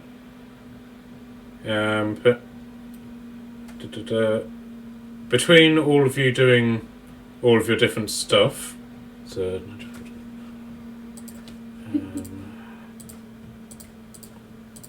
That has taken you about the better part of 20 minutes.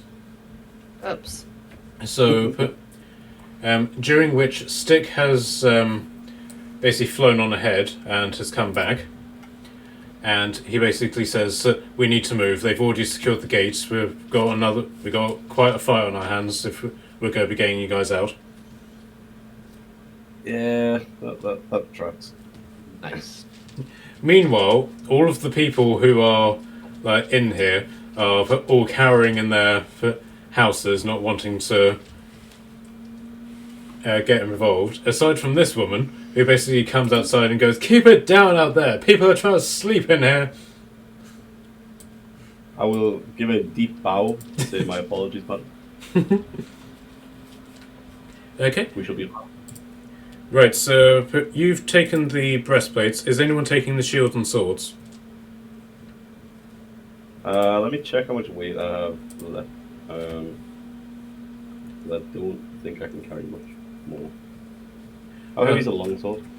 Well, a lumber probably can. According to his inventory, he's only carrying 73 out of 540. Okay, I'm just gonna look at him and just be like, grab some of these. Not my problem. I'm a nimble fighter. I carry light. I'll make one of them sharper for you when we get it back. Alright, sweet, alright, got it. So how many are you picking up? He's gonna pick up one. All of the above. Right, so you are picking up. So you're picking up all 8 longswords and all 8 shields. Yes. Okay. Okay. If you want to add those to your inventory. Yes. I will make a barrel with the shields. I will make a second barrel. Yay! Okay. Can we have a picture of Alumba wearing all these weapons? It will look like the from the I imagined him as the throne. I think I know who you mean. Yeah. See, I'm imagining him more as a like just having the swords kind of floating around him like a blade. That's it. Okay. So you guys ready to move to the next area? Yeah. I am. I was just going to take a cloak and run. Okay. So you make your way to through the streets, and as you journey through them, you're seeing signs of utter devastation. There's people lying dead in the streets, people crying over dead loved ones, the occasional dog just like barking at literally everything going past, and above all, you're seeing a lot of dead elves, dwarves, and halflings. So eventually you get to the main gate, the east gate rather, and you arrive in the middle of a very fiercely pitched battle. Hirok's dwarves and the guards who are accompanying them are locked in battle and are outnumbered by the Red Paladins. And standing in the middle of all of this, in full head-to-toe plate armour, is the Lord Commander of the Red Paladins, Lord Commander Wayard. He's not the guy that I catapulted, is he? No. Okay. Have we met this guy before? Yes, you met him in that situation, but at the time he was just in his normal Red Paladin guise. In this point, though, he is decked fully in plate armour, helmet, arm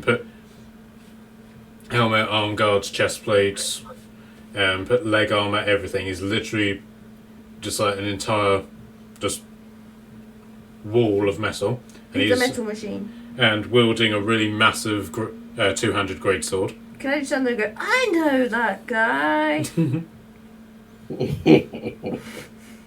Okay, so Stick basically jumps right up onto the wall. But as you see, one of the archers basically thrown from it and crashes to the floor and is killed on impact. Oof. Did Stick do that?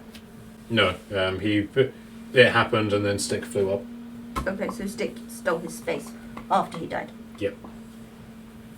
Okay, so basically, in order for you guys to escape, you need to go through either one of these gates.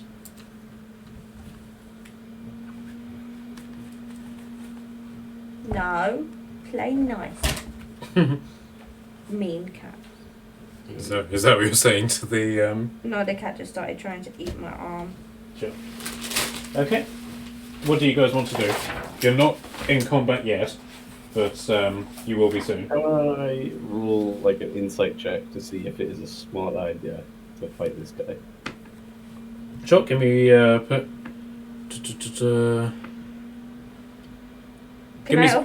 Give me survival.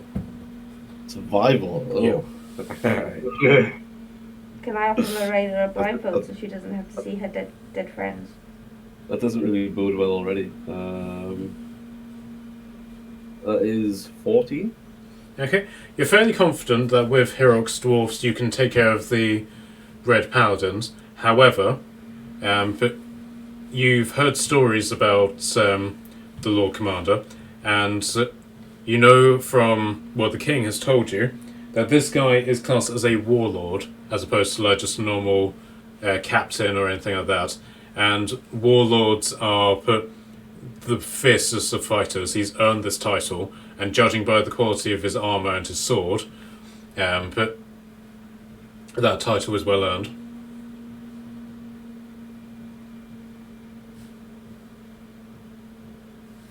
Do I know anything about him personally, like from my time here previously? Or... Not personally. All that you've heard about him is from other people or from rumours.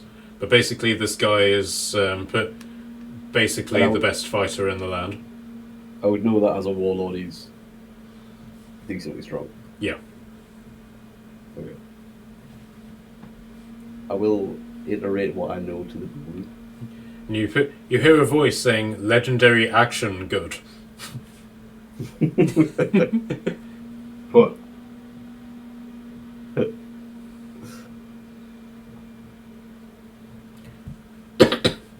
Kashawn knows, like in his bones, that he always wants to fight the strong guy. However, I think the wisest option for now is to avoid this battle, as we came back just now from a battle. should we try and like rally a few of the dwarves and take them with us? Like maybe clear out these couple of guys here, and try and like escape out of this gate with them. What about if the things got out of our hands? We're gonna find ourselves surrounded by many more. Do you guys think it's the best option for now to just run? Maybe. I'm open to the idea. Charlotte? There's always going to be part of me that wants to take this fight, but I am I am aware that this is a strong opponent. It looked like. Charlotte, what do you think? Marilla is pale and is just honestly crying. She does not know what to do. I think whatever happens, someone's gonna need to drag her out, like just grab her hand, lead her. Okay, and Jordan? I've given Marilla a blindfold. Oh, that's honestly really cute. Oh. I'm just like holding up a piece of material.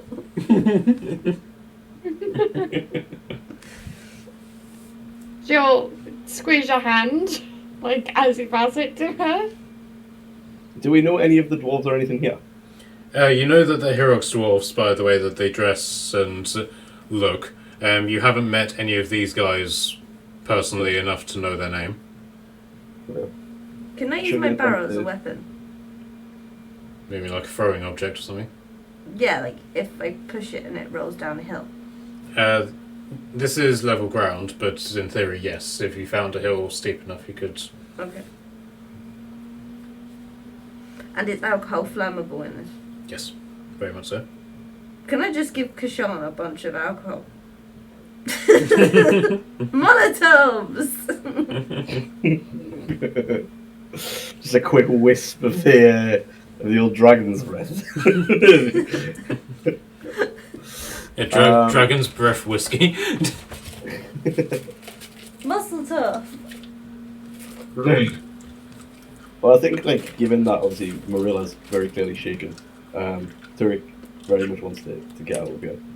Totem is probably actually just looking to eat something, or maybe get me set something on fire or cook some meat. I'm not quite sure what she's looking for right now. And even Alumba is kind of okay with the idea of leaving. Maybe we should just head for the game.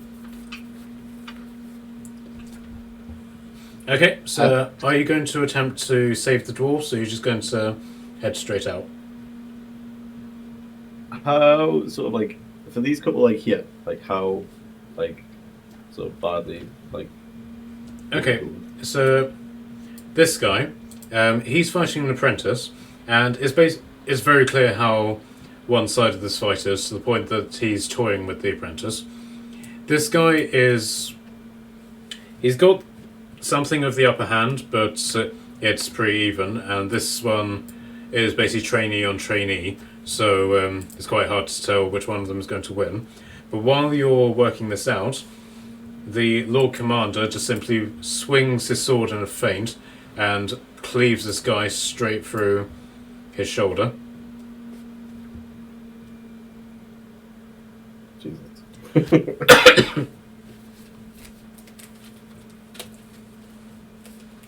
Okay. I'd like to prompt this one to just stop messing with him, and sort of like nudge his attention over to the Lord Commander, absolutely slaying his friend over there. And So maybe try and get them to disengage and like leave with us. Okay, so the dwarf basically catches the apprentice's sword in like one that, whenever they cross their axes and they catch it in the join. And he's just like, ugh, fine. And he swings his axes around so that it causes the apprentice to lose grip on his sword, and then throws it into this one, impaling him straight through the chest, and then brings both of his axes into the chest of this one. Nice. And then this dwarf basically goes over to hit, just shouts out, "You took my kill. Well, go take his then." And so this guy basically just runs over and just whacks this apprentice straight in the back, killing him.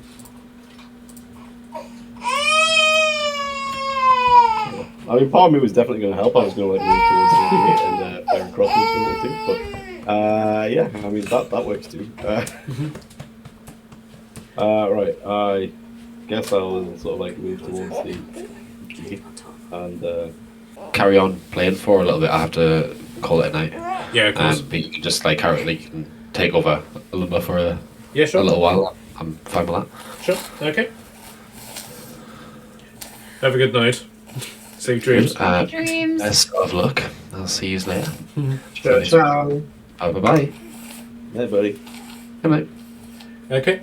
So you can't see this from where the wall is, but Stick has successfully killed this guy. So you guys all just heading out? Yeah, I think we should acknowledge the situation and Yes, I'm slowly dragging my bottles of alcohol behind me and sulking. Okay. Right, so a dwarf basically comes over to you and says, "Farewell, Lord. We'll cover you. We're not ones to run away from a fight, even if that fight is going to result in our deaths. We'll see you in Valhalla." Alcohol! And these three basically all rush up this way, but you guys can't see where they go because you enter the tunnel. That's for sure. Okay. Carry on. So you guys end up on the other side of the river.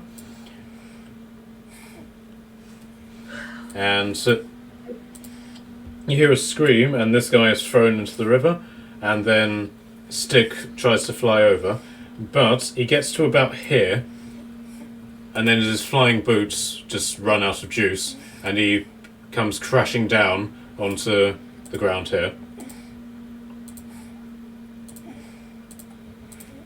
That's a lucky landing.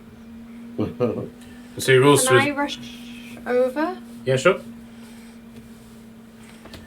So he rolls to his feet, and his leg is at an odd angle. Alcohol. I cast Cure Wounds. Or, like, heal him. Yep.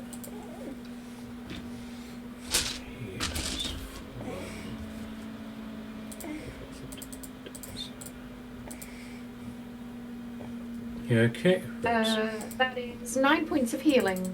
Okay. So I'm gonna, like, try to hold his leg straight so it Okay. doesn't die. Okay. So you hear a horrible crunching sound, and his leg sort of just like snaps back into the right angle, he nods his thanks, and then uses you to stand up straight. He has to put, like, I almost fall over. I'm shaking a lot. Okay. Alright, guys, so you are now outside of the city. Are you just going to make a run for the Alpha base, or are you going to go somewhere else? I think we kind of need to just head towards the base, don't we? Mm-hmm. You all in agreement? Yeah. Yep. Mhm. Alright then. Okay, so once you sort of like get to the hill, it becomes quite clear that there's no one pursuing you, and you manage to escape effectively scot-free. After about an hour's worth of travel, during which Stick is walking with you, his boots have run out of flight, but you eventually come to... Sorry, for some reason the map is very blurry on my screen. So you eventually come to the village where the Alpha base is, and it doesn't take you long to realise that there are people here waiting for you. Well, we have them. Do we know these people?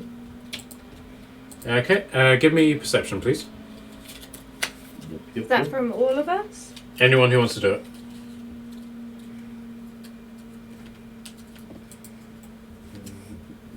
There we go. I get a +2, so mine is 11. Do you want to start? Perception. Yep. Morello, are you doing it?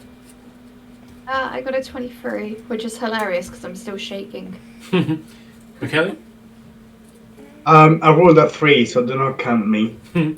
It was a 1. 13. Okay. You don't know these guys specifically, but Morelli, you notice them. You recognise the uniforms of the feared warriors, basically the civilian conscripts, and you recognise that one of the people is a captain, dressed in heavy plate armour. And then you also notice that Baldwin is in the paddock. Why did we leave Baldwin?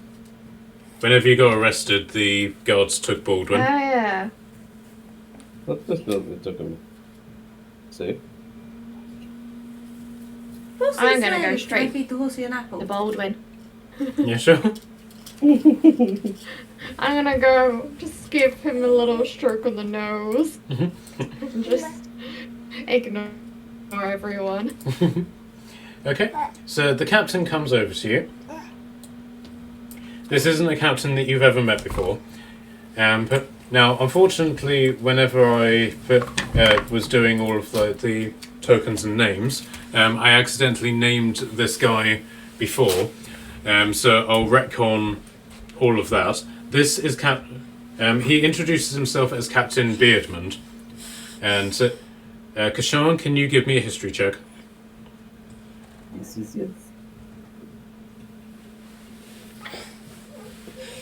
History. That is 15. Okay, you recognise that the name as the captain who was away sailing, who is possibly the guy behind your mysterious message. Yes. Nice. So he comes over to you and is like, "Welcome. You must be the warriors that we were told to wait for."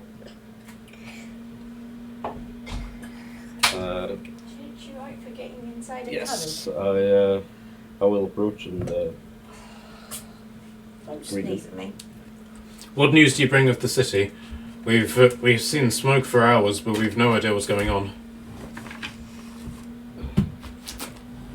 we're not 100% sure, but the guards under Huron's command are currently fighting the Red Paladins. Ugh, pious bastards. He spits. Apologies, Lord. I've been at sea for many a week now. Been fighting pirates on the north coast.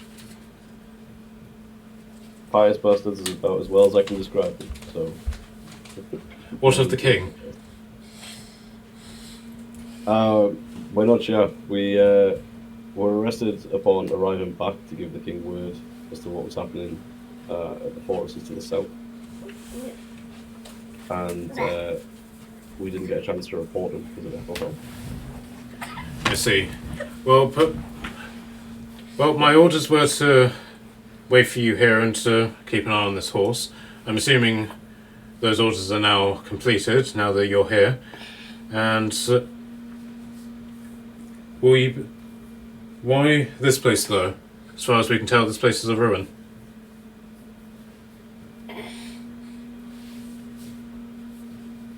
It became a safe place to make a camp after we cleared it with some bandits. Gave us a place outside the city. I see. Well, we have protocol for the event of a hostile takeover of the city. I'll report to my emergency station. Should anybody need you, is this where you'll be? If you send someone here, we'll find it. Rescue the cat from the cupboard. Very well, Lord. In that regard, then, you have my thanks. Yeah. You have my thanks and my honour. God be with you. Okay. Do you want to give him the message? Yes. Actually, I will mention as he's sort of starting to walk away, I will click as to what his name is and ask him if he knows anything about the message that I have. Okay, do you actually give it to him, or do you just ask him about it? No, I'll give it to him. I'll ask him if he knows anything about it. What's this? Where did you find this? On a courier on the road. As we were making our way inland, he seemed to be in a rush to get back and got caught in the knife ring. I see. Yeah. So he unravels it and looks through it. The courier didn't happen to say with his dying breath what pole to wrap this around, did he? Not so. We didn't find him while he was dying. He was already dead by the time we got to him. I see. So he goes over to the form bit of the fence and first tries one of the warrior's spears and tries wrapping it around that. Then he tries wrapping it around an axe, and then finally he wraps it around his sword while it's in his scabbard. And he seems to make some sort of sense about it. So as I thought, thank you for delivering this. However, I fear it is somewhat too late. For many months, we've been tracking the pirate movements to the north of on the northern coast, and we believe that they've been using their islands to bury their treasure. This message confirms that that is indeed true. However, I don't think we're in a position to do anything about it.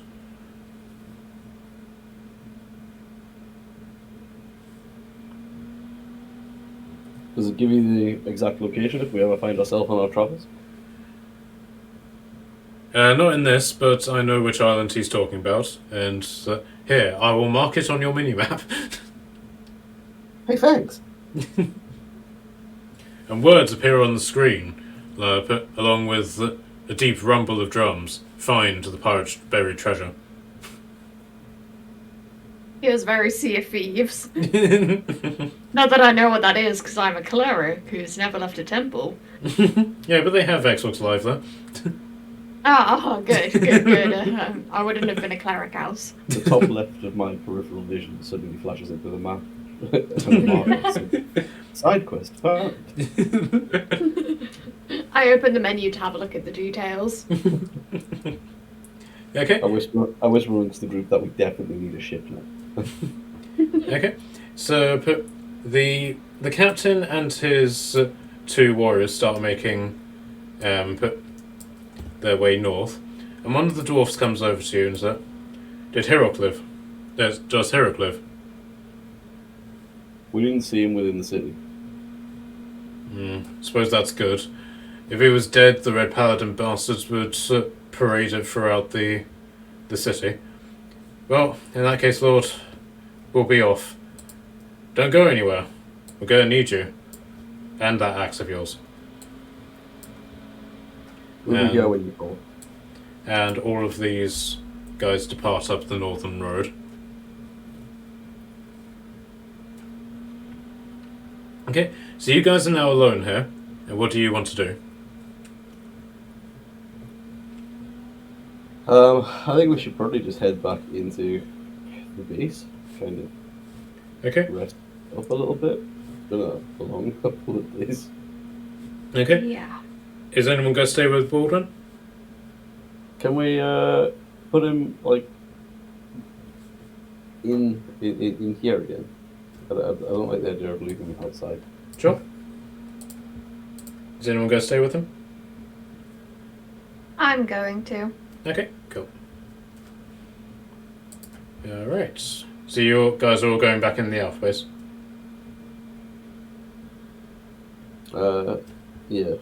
I'm going to be depositing my various collection of spare weapons and armors in the forge/armory that we have. Okay. So as you come in, Tordum's unseen servant comes over with the suit, and the suit basically bows to you, and then gestures down the corridor to you, and Stick basically just looks at you and says, "Did you really miss George that much?" Yes. Okay, so Stick's looking around, and it's very clear that he's never actually been here before.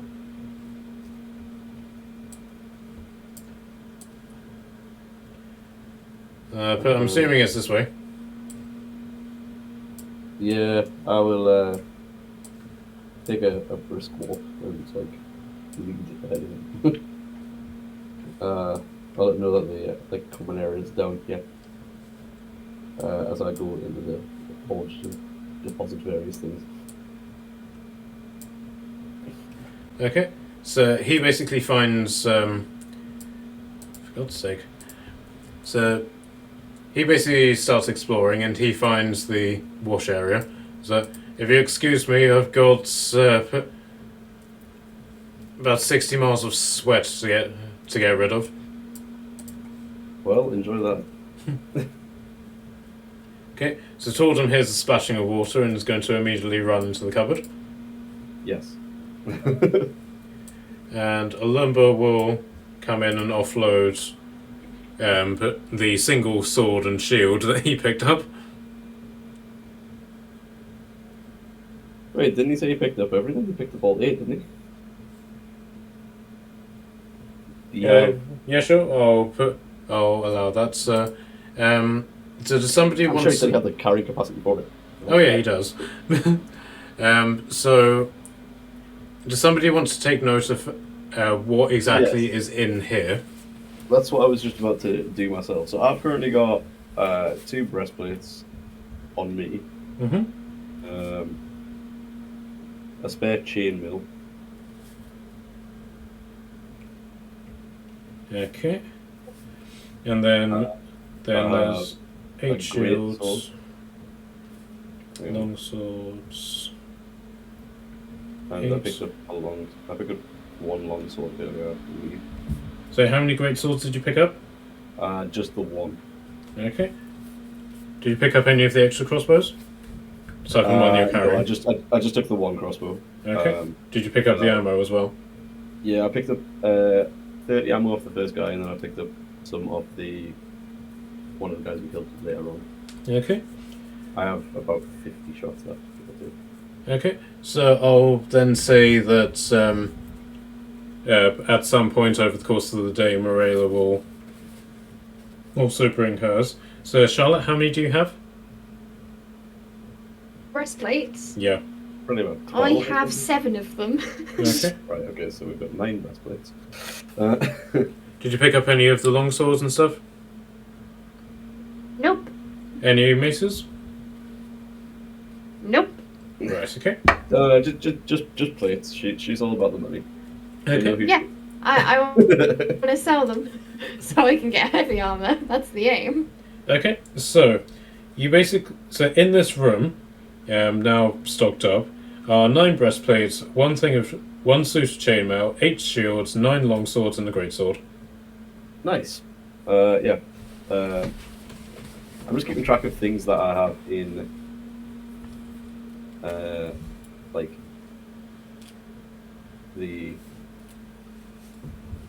I'm gonna call it an armory. Like, so I've also got like the armory makes sense. so I've got the like pieces of metal and stuff left over in a barrel here as well. I think.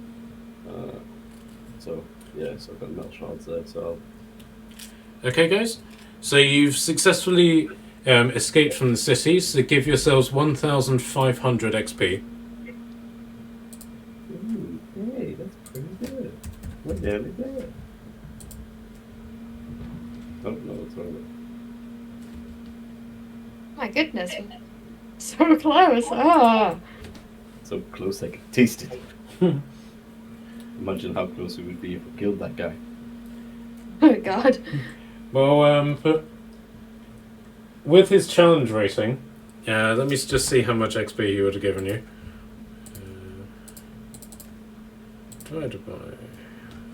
Divided by. You would have gotten 1,700 XP if you had just killed him, let alone any of the Red Paladins with him. Well, each. Yeah, 1,700 each. Yeah, we weren't killing that guy. Alright.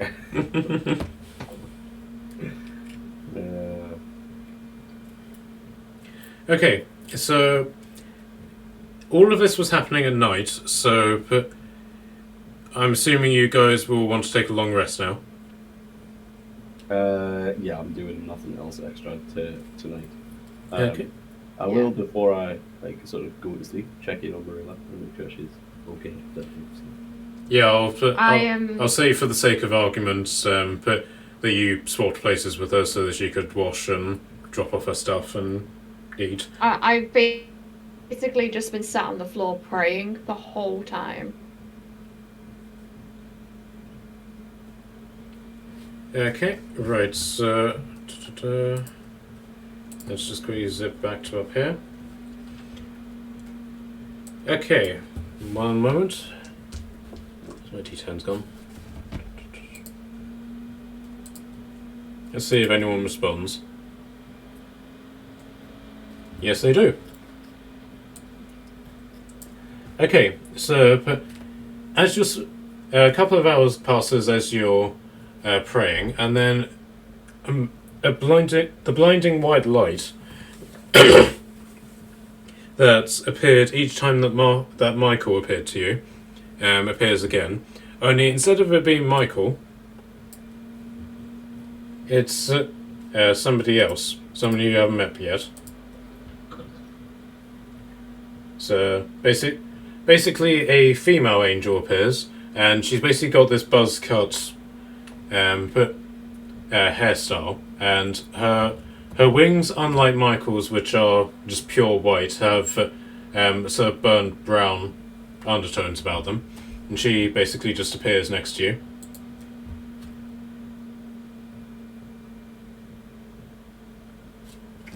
She doesn't say anything to you. She's just looking at you. Oh goodness. Okay.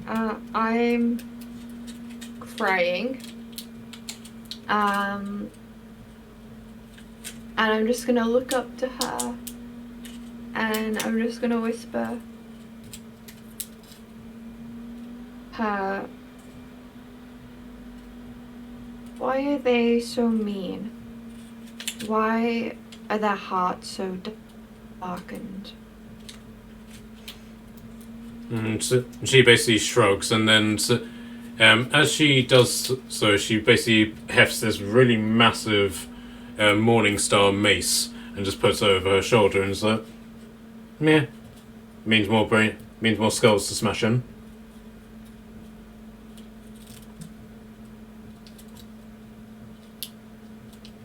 True.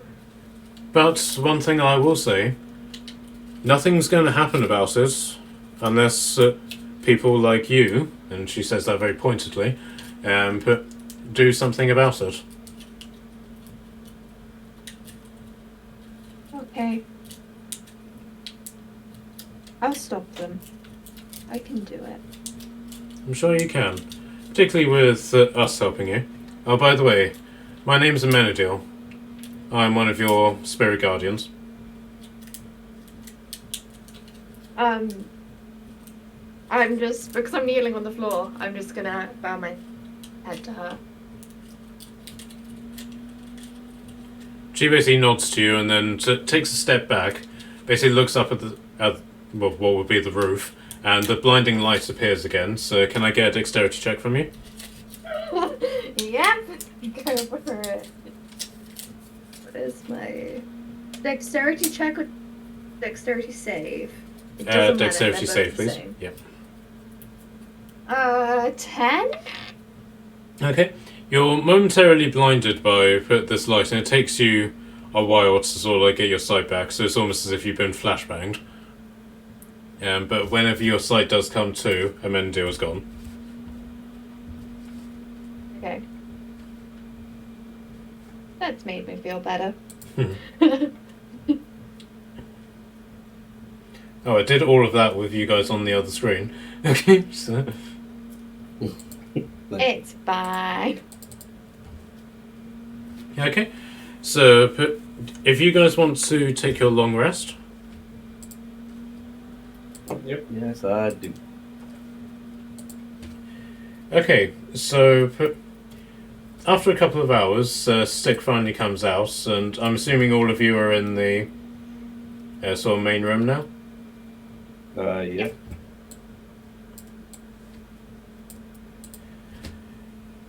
Right, so he basically comes out and is like, well, that was dreadful.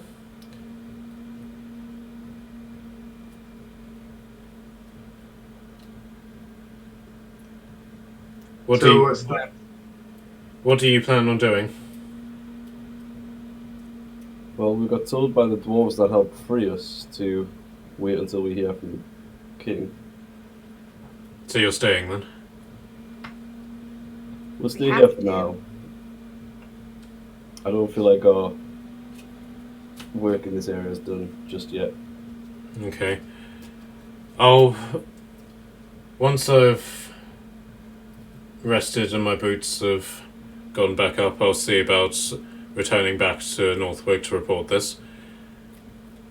But tell me, we sent you to investigate the water monster attacks. What have you discovered so far? I'll do a montage filling them in of what we found out with like the beacon. Can it be like Olaf in Frozen 2? Yes. I want him to be sitting with the same level of enthusiasm as like the old Oh, yeah. Oh, garden, God. the old garden woman, where they're like, oh my god. He's basically managed to get hold of Tordum. He's like hugging her for reassurance. Tottenham is currently just scrambling all over, like, no, let go.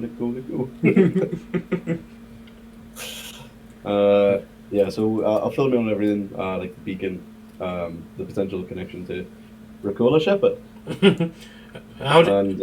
Yeah, I've heard of this woman, but don't know how to spell her name. Well, you see, it's awful. Ricola Shepherd. Then I, as in I have seen Ricola Shepherd. So he thinks about this quite deeply. So where is this smith now?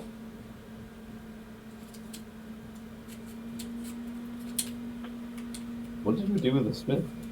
You basically left him for the guards of the fort to basically deal Oh with. yeah, we left him with what's his name? Mirwala.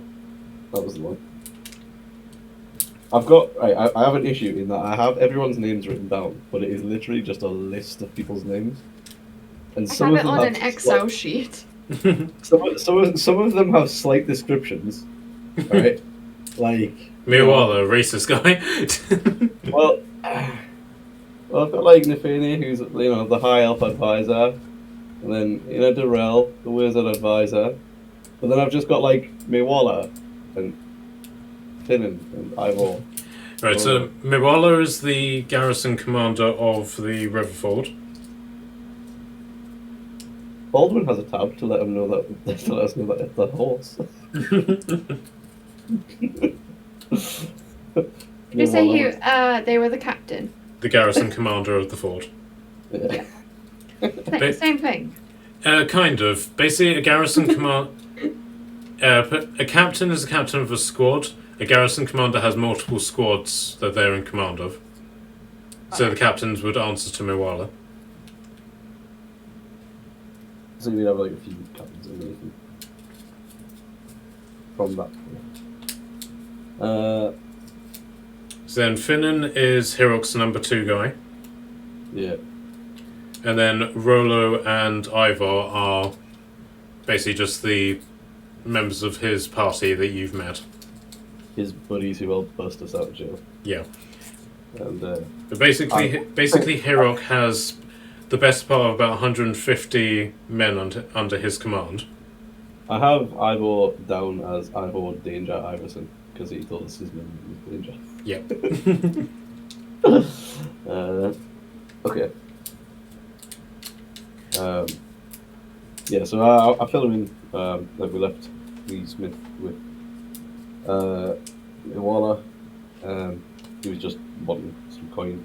I tell him about Ricola Shepherd being the one that offered it to him. Well, my thoughts are, if we had it now, we could have used it to summon up some water elementals in the castle. That would That have might gone not- so badly because it's us. I mean, yeah. So I now, in speaking it out loud, I've automatically assumed that That's a they would cook. Marela type of idea. My intention would be that it would cause a lot of discord and it would end up as like 3 parties fighting. But realistically, what would actually happen is that we would do that, and then Matt would be on the background and he'd be like, "So the water elementals show up, and it's nothing but myrmidons, and yeah, they just they start having a smoke, a little bit of a drink, laughing up the Red Paladins, and you guys are kind of." I love that. Roll your death saves. Oh no, there's not even a chance to. just make new characters.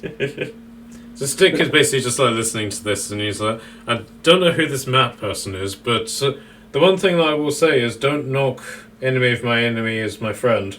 It's a tactic that we've used several times. I'm already just picturing the voice in my head saying, "Okay, just roll me 4d6 and then drop the lows, and repeat that 5 more times." None of us have had to do death saves yet, have we? Josh needed to a couple of times. I think McKelly, you had to do one when the Wendigo attacked you, didn't you? Just once. Yeah. Yeah. Oh my goodness, okay. I The have most come- I've lost has only been like The 10 only thing HP. I'd like to say that I've only lost 10 HP. God, actually, I've only lost I've 10. just been bopping around in the background like healing everyone. You're getting healed. You're getting healed. Everybody's getting healed. Unless you're mean to me. And then you're getting popped with a mace. We should have seen what it was like in our previous campaign, Dragon Vice by Peak, because stupidly the group decided to not have a single healer in the group. Ricky. So So the duty ended up falling on Natalie simply because she had all the gold, so she was able to buy all the health potions. That sort of is a thing in my campaign. No one is a healer. We've got a bard who is also a rogue, so they prefer to do rogue stuff, Hmm. Nice. which goes really well. So Stick, after regaling you with the story of how, at a time when he and the rest of the Alphas were fighting against the Angels because of a miscommunication, they managed to get themselves saved by bringing in religious zealots into a situation where they were standing off against the Angels, and the zealots were able to make such a ruckus so they were able to escape. Bear that in mind. But yeah, for now, I think we need to stay here and help out when the time comes. I agree. The last thing that you guys need is to get caught and compromise the space. This will be a safe place for you, I'm sure of it. There is one concern that I have, though. The city will soon be... this northern road will soon be flooded with refugees escaping from the city. It's imperative that none of those refugees come into the Alpha base.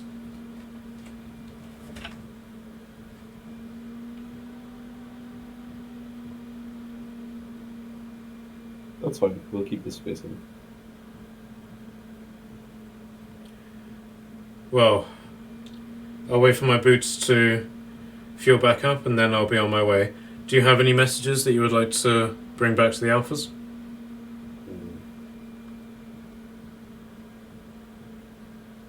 I have one question. It's not for the Alphas necessarily. Okay. Can you tell if you see her? Could you tell Clarissa? That is her name, right? Yep. I say hi, and that I've been speaking to a few of possibly her friends, and I hope she's well, and if she has any advice on how not to be a bumbling buffoon in front of them. Thank you. I'm assuming you're talking about Michael and the Angels. You know about Yeah, yes, as I said, we fought them once. Oh, I'll say fight for want of a better word, but let's just say it didn't go so well for us. What did you think of Amendiel? I saw her today, and she's not quite what I was expecting, but she seems lovely. He just sort of looks blankly at you and shrugs. All of them have the same sounding names to me, as far as I'm concerned. It's mostly Scott and Clarissa that they talk to. They don't really bother themselves with me. I may be a paladin, but my oath isn't to the gods, it's to... it is to the god, but the god of air. It's very noble of you. Yeah, not so much. When I joined the military from where I'm from, we all make our oaths to the god of air. It's what allows us to fly. Well, you're doing a wonderful job of what you're doing, so well done. And I'm gonna pat him on the head. Okay, bear in mind he is wearing a full metal helmet that has dove feathers in it. So do you ruffle his Okay. feathers, as it were? Then I go to do it, and instead I boop him on the nose.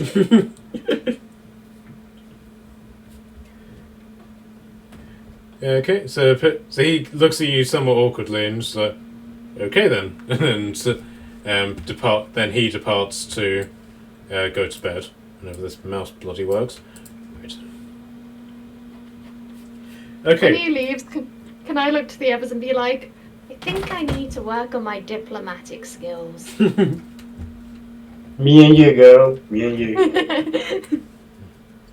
I can help with that. I can help you to become very diplomatic. Mm, I don't think your kind of diplomacy is what she means. yeah, actually there was a oath that I had to take saying that I would never be politically diplomatic like you. Yes, that's correct. Not lying at all. I see. Give me a deception check. Her face is bright red. She does not like lying. A deception? Yep. Ah, look at that, a -1. That's 11. He smiles at you rather mischievously. He's like, "Oh, don't worry, darling. I believe you. I believe you very deeply. Because I know you'd never lie to me.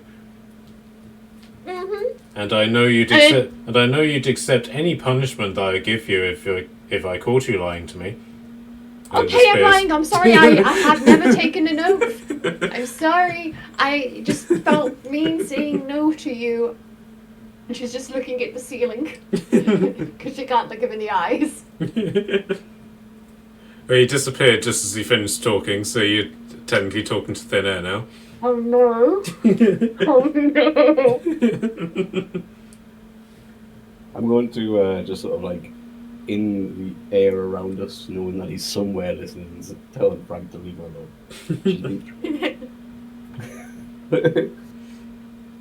Okay, guys.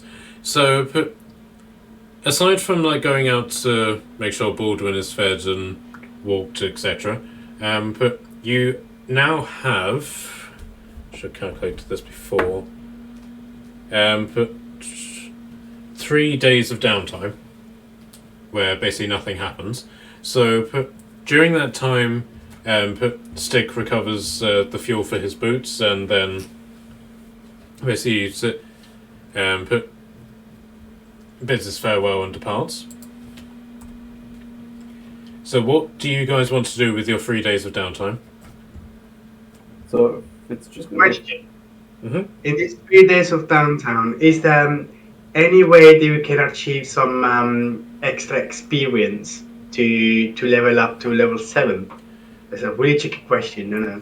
Right. So there is training is something you can do during downtime, and that does equate to experience. So it basically depends on how much experience you want to try and get in those 3 days.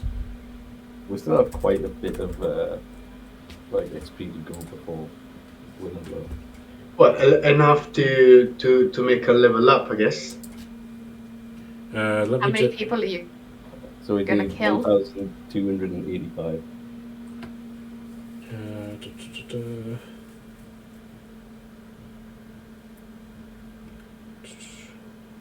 I know that, like, obviously during some of this time, I'd like to. I did say I would teach Michele how to use a crossbow, and we could. Yeah, as well. We could make use of. Yes. I also being want there to- as well. I want to get to know everyone a bit better. We don't know each other at all. Okay. Well, in this, my previous question, my second question was, is it possible to train Turek in another level that is not like in a monk? I'll come back soon.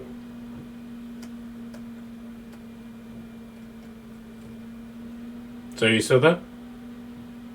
Sounds like someone's beeping. Okay. Right. So I'll go to what Marilla was doing then. Right. So do you basically just want to have like talks around the campfire, Yeah, or? Like one evening if we're eating and stuff, I just want to like look up at everyone and be like,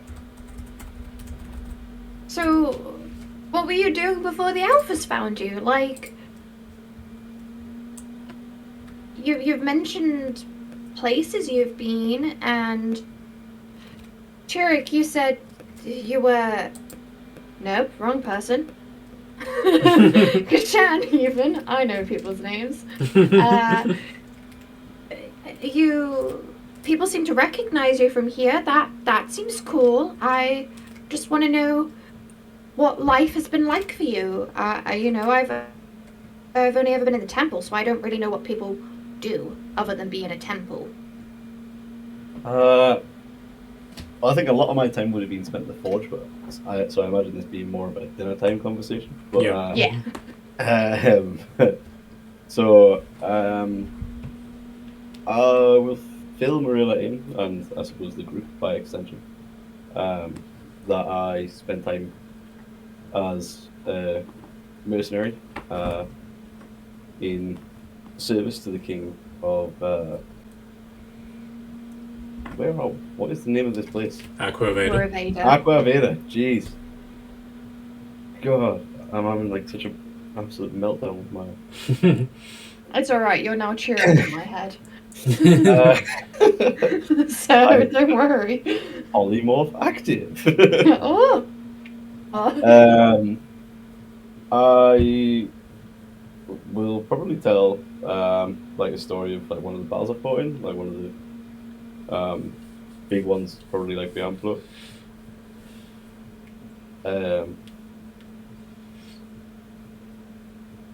Yeah.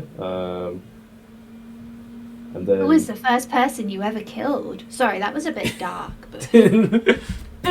She like says it and then like goes really red, realizing how awful that question is.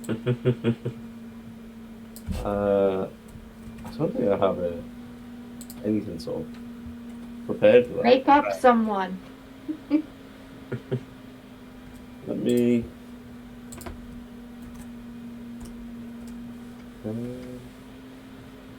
Just trying Like, to think. Let's have The a. first person I ever killed was, I think, maybe the brothel or the Wendigo. Yeah, it was the. I think it was the brothel because you got showered in Yes. their blood whenever you. Oh yeah. One of the Yeah. first people you met, you completely bludgeoned to death and bathed in their blood. Goddess of light and life, right? Yeah, I had never even touched really a weapon before then, so that was interesting.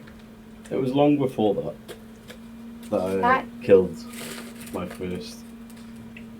I grew up in a secluded area outside of the Isles,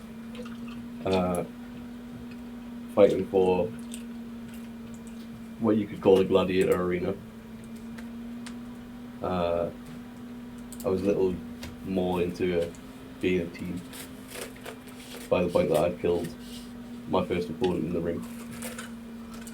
I only left after I was recruited by a mercenary traveller at the time. How old are you? Like, are you? That's a good question. I don't think I actually have an age. Like, God? that's me. Like, I don't think I actually, like, so, do I have an age? I set myself as 40, so, like, Dragonborn, like, live a bit longer than humans as normal. Like, 150 is fairly sort of normal, Excuse me. which I believe. Yeah? Yep. No, like it was the haha about the humans. Because I'm the only human in the group.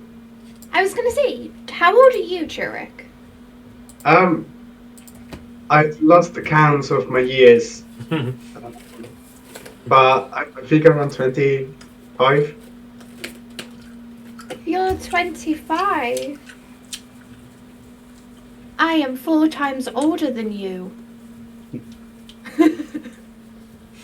And still very young. Torden just said my first kill was when I killed another lizard. It was cannibalism. Why why am I not surprised? My first kill was kinda different than yours. It wasn't really killing someone. It was just like making them way easier to go through the death. You Like, euthanize this is someone. kind of the job that we do. So basically, it was a soldier, and he came to reach the temple to actually die, and he was my first. And I just we did our rituals, our prayers, and after I just took his life. washing down to the river of death, and that was my first. That kind of sounds beautiful. I Much did more maybe noble. chest hair, so probably I was really, really young. Still can't believe you're 25. That feels very young. But then, in a way, you're older. How old are you, Alumba? Let me see if he put that on. No, he didn't. Well, my people don't necessarily measure age by the number of winters or summers or moons. We measure our age by the size of our tusks, and I haven't had my tusks pulled out of my mouth yet, so I'm quite young. Weird. For you guys always measure your age about people you kill. Like, No. the more you kill, the more old you are. Well, for me, we have a ceremony when we're ready to become an adult after we reach 100. And I'm 105, and I only did it a few months ago. Oh, can I ask you, how was it? What did you do? I describe events. Okay, so there's basically, singing, and there's dancing, and there's cake, and I give up my childhood name, and I chose a new name. Oh, so you guys choose a new name, huh? Fantastic. yeah. So basically, I used to be called- when elves come of age, they sort of pass into it's not necessarily like a new stage of life. It's more like a new stage of remembrance, because the idea is that elven souls just go through a period of renewal, and because they don't technically go to heaven. They go to heaven for a little bit and then they come back to Earth, and basically from the point where they come of age, they then start remembering the previous memories of the souls. Oh, so basically they become what they were. Yeah, kind of. So whether it's always the same person that goes on and on and on. not necessarily, like it's whether the elf still has the opportunity to act on it. So Morella is her own person, but basically as she gets older and older and older, she'll start remembering more and more, and then she'll start remembering times when the elves were actually lived in heaven as a race, and then once she gets to sort of that point, then she'll realise that her life is coming to an end and will then need to start preparing for it. I say all of this. Yeah. Yeah, my old name used to be Taya, but I wanted a new name, and here we are today. Woohoo! And second question, did you ever thought of being someone else? Actually, no, that's not correct. Of doing something else. Well, don't really know. I've been in the temple for a very long time. When my parents died, when I was like very, very, very little, like extremely little, I got took to the temple by someone, and I'd known the temple a bit before, and then I just was there and I found peace and I healed, and I don't know, isn't there something beautiful about wanting to heal the world with joy? Hi, Frank. Hello. Did you learn how to heal because you were kind of like forced because the temple was doing just healing? Or it was No. your choice of healing? I mean, I know how to do spells and handle weapons. Like, I'm pretty sure, not that Lyria would want it, because she is the goddess of life and joy. Well, just joy. I'm pretty sure, though, if I was to take a slightly darker path, maybe it wouldn't matter. I don't know, but I don't want to hurt people. Well, we say that joy and happiness comes in different forms. True, but... So I think I were also about that. But it's like about the greater aspect of joy. Like, joy, I think, can be quite selfish. And so, if I was just to only focus on my joy and harm others, then I'm not really bringing joy. I'm not really doing what Lyria would like, and I don't want to do that. I like making people happy. I like saving people. That's why I'm here, I think. And very admirable it is too, darling. However, I've always found that in order to have joy inside you and to put joy in other people as well, you need to have it very, very in abundance. You need to be willing to put something else in someone else and give it to them without any hindrance whatsoever. Given that she was trying to be nice, I will scorn Frank and tell him to leave. I look at you and be like, I have no idea what you're on about. Of course you don't, darling. Ta-ta.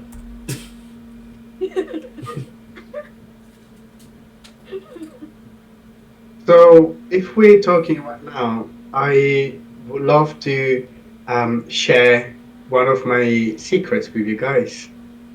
You have secrets? I think everybody has secrets. Do I have secrets? Frank properly reappears. I don't think I have secrets. That's very noble of you. Carry on. I repeat to you guys as close friends. Like we battle together and we seek for completing quests and bringing, as you said before, joy to others in any form. So what I wanted to share is that being a monk and being whatever I am right now, it's been inculcated to me, and literally this is not what I want to be, but this is what I'm good for. And what I would like to be is more connected to the nature. I don't know much about it, but would love to learn and to study.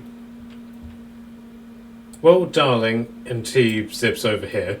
I do have a very interesting book which you might find useful, and he zips back over to here. It's communing with nature in a clothing optional capacity. You may find this to be exactly what you're looking for. Well, sorry, I spaced out. What did you say? Frank basically zips over to the bookcase and pulls out a book for you and hands it over to you, and it's communing with nature in the clothing optional capacity. Oh, finally you got yourself useful. Oh, I'm always useful, darling. Doubtful. With genuine shock on my face, I would like to say thank you, Frank.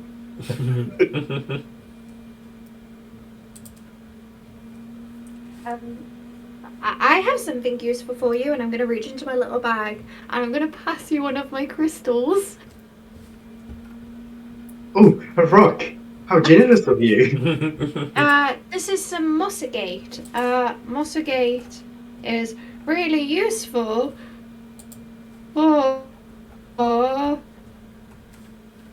Yes. No, I'm not going to give you mossagate. That one's boring. I'll send you which one I give you. Because I can't be bothered to open my Pinterest and search through like the 100 crystal pins I have saved.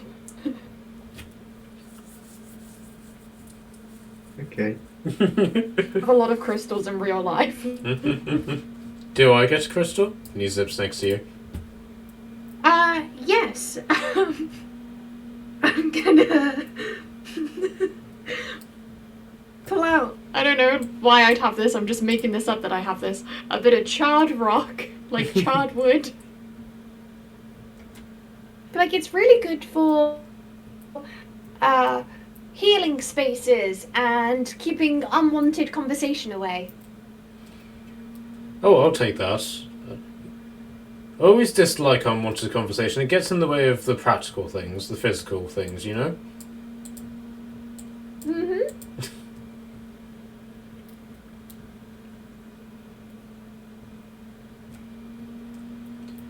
Okay, so is that the end of your sort of conversation, or does it carry on at all?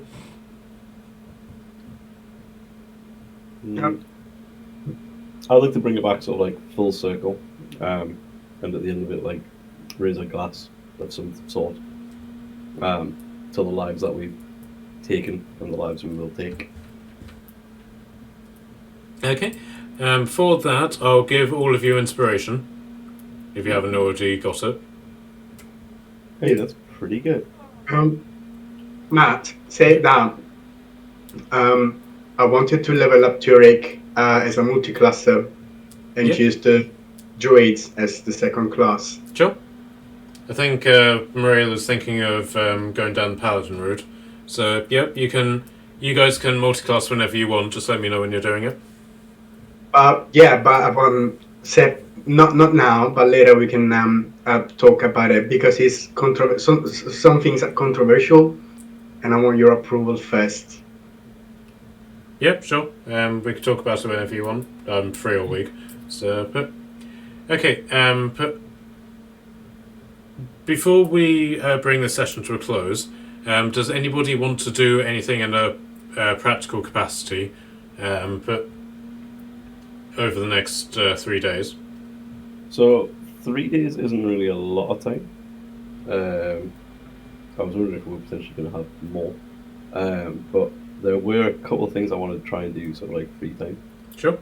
First of all, is teach Turek about using crossbow. Okay. So I sent McKelly screenshots of basically training yourself in new proficiencies. So basically, what it needs to do. You spend 4 hours a day, basically training, and so McKelly needs to roll 3 d20s. Okay. And let me know if any of them is a 1. We got 20, a 14, and 18. Okay, right. So basically, what you're aiming for, weirdly enough, you basically need to roll a 1 on any of those d20s, and once you get a 1, it goes down to a d12, then a d10, d8, d6, d4, and once you roll a 1 on d4, you've learned the proficiency. Oh, it was literally the opposite way of a d20 because you always switch for the 20. Yeah. Tricky. If you wanted to do it 8 hours, then it could have been a 1 or a 2. I think the reason why they do 1 is because number 1 is the only consistent number with all of them. Okay, fair. Okay, so basically, if you spend 4 hours a day training in crossbows and martial weapons, effectively, eventually you will learn proficiency, or you can gain the proficiency as part of a level up. Okay. Okay. Right, so that was the training. Was there anything else you wanted to do, McKelly? No. Okay. Thank you. Anything that you wanted to do, David? Yeah, so during a conversation with Marilla, in that she wanted to get some heavy armor for herself, I'd like to try my luck at starting to make her some chainmail similar to mine. Okay. Like I watched the orc guy do a decent amount. I've got mine as a focal point to sort of make the ringlets of it, and I have enough shards left over to do so, but it would take more than the 3 days to Yeah. So taking out time to train Turek and do your day-to-day stuff, I would say you're only able to put sort of 4 hours a day into it. So the orc smith basically took a full week, and that was him working 9 till 5. So 8. So that's about so that's about 40 hours. You've spent about 12 hours doing this. So you've got 12 out of 40. So once you hit the 40 mark, that's when you'll sort of be ready. Yeah. I also, in amongst my sort of like nighttime sort of situations, want to see if I can look into myself and like the sort of wounding that I attuned to. Okay. Obviously, I could hear the voices and stuff the last time I used it, and haven't sort of used it since. I think the thing that I'm more sort of questioning is whether or not the extra sort of damage that it does is more from this seeming curse potentially, or if it's actually to do with the weapon itself. Okay. So how do you want to investigate that? That is a good question. So you can either do it with Arcana, just general investigation, or religion.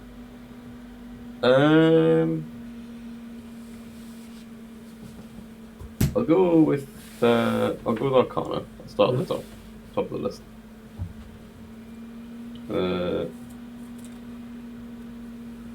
That is 13 for Arcana. Okay. But given that you took this from a dark spirit, it doesn't really surprise you that there would be some sort of dark magic about the sword. You do appreciate that the wounding capacity of the longsword is probably something to do with dark magic, because even though that the blade of the sword is barbed, it wouldn't cause the amount of damage that the sword did to you whenever you got stabbed with it. Okay.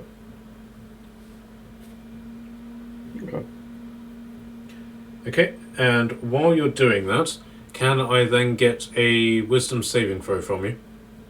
Oh. Don't know why I wasn't expecting something like this.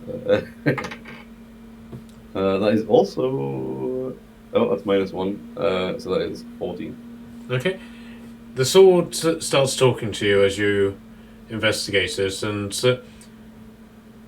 you can, and while you're sort of just doing this, you hear the sword basically saying, things about Stick and how many people he killed in comparison to you, and how he's better than you, and that you need to sort of set that record straight.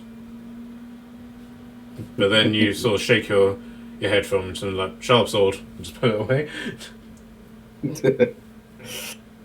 I'd like there to be a little bit of like madness going on, where I will talk back to the sword and speak that it is the quality of the kills, not just the quantity.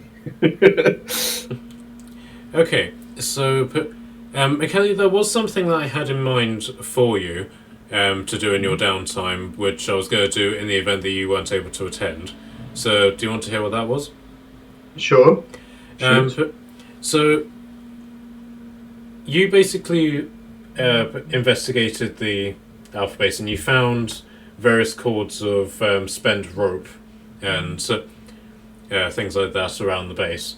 And one day you basically just compile all of this together, and you start tying them around your quarterstaff, tying knots in them so that the quarterstaff actually becomes quite... isn't just now a stick, it's now covered in knotted rope, which would cause more of damage to be done to the various different blows that you do with it. So now that you've done that, you can give yourself a quarterstaff +1. Oh, yes, thank you. Could we also, as a group, potentially try and tidy up the other house that's sort of still standing in this area? If we're going to be keeping, like, this base sort of quiet, Sure. from obviously like potential like refugees and etc. Yeah.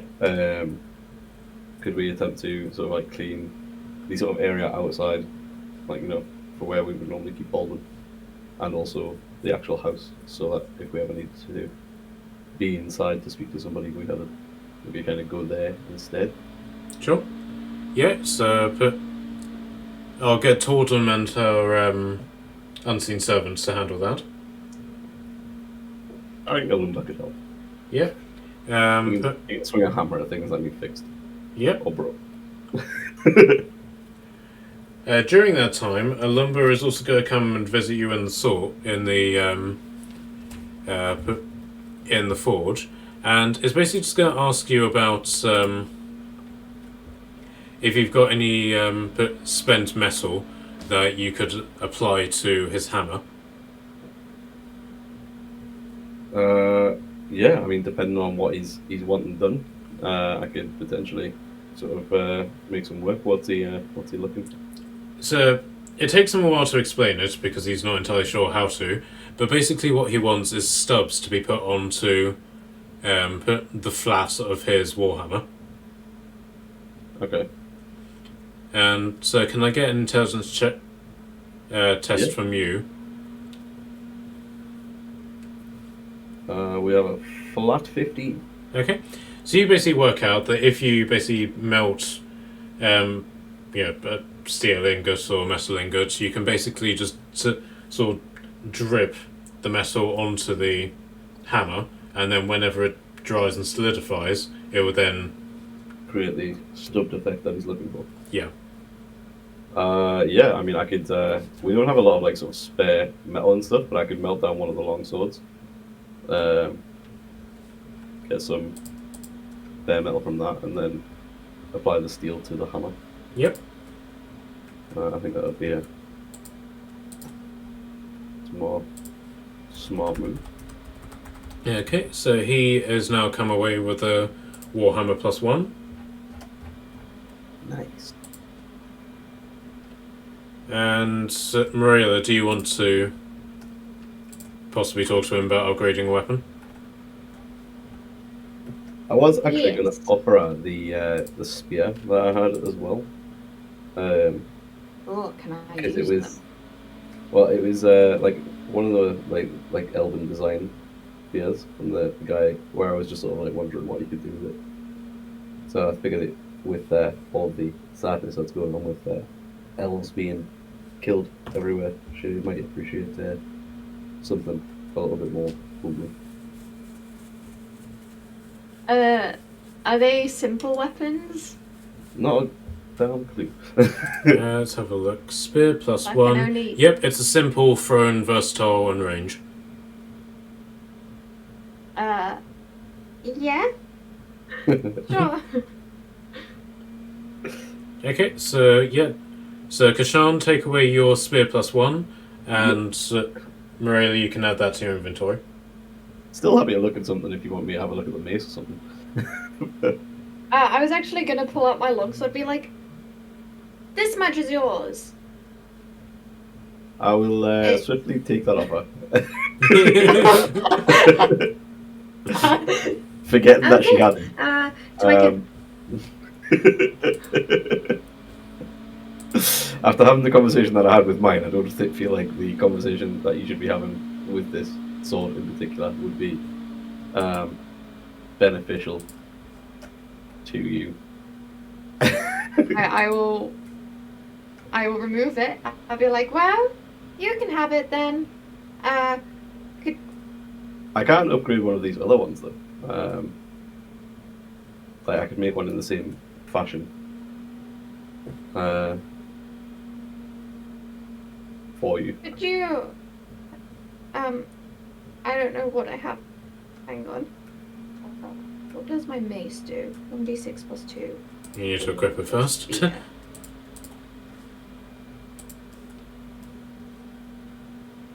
Why is the spear... say damage 1d6 + 2, and then in brackets say 1d8 + 2? Is it if it's It's thrown or two-handed. not? Right, so, I'm yeah, so guessing? the 1d8 + 2 is two-handed. Ah, got you. Okay. Right, so basically, what you have are two simple weapons. So, but So basically, what you can do, you can use one as a primary weapon, and then use the other one in your offhand as a second attack. If you wanted to go that is way, awesome. or you can do a single two-handed hit with your spear. I like the sound of that more. I'm gonna hold it in my hand and be like, is there a way I can make bad people bleed more with this? I'm just gonna stare really intently into your eyes. Okay, so just before we go into that, I'll just equip the right spear for you. So, It's almost creepy. It's like big, bright blue eyes. A okay. small smile be like, I want to make bad people bleed. Okay, so if you want to refresh your D&D page.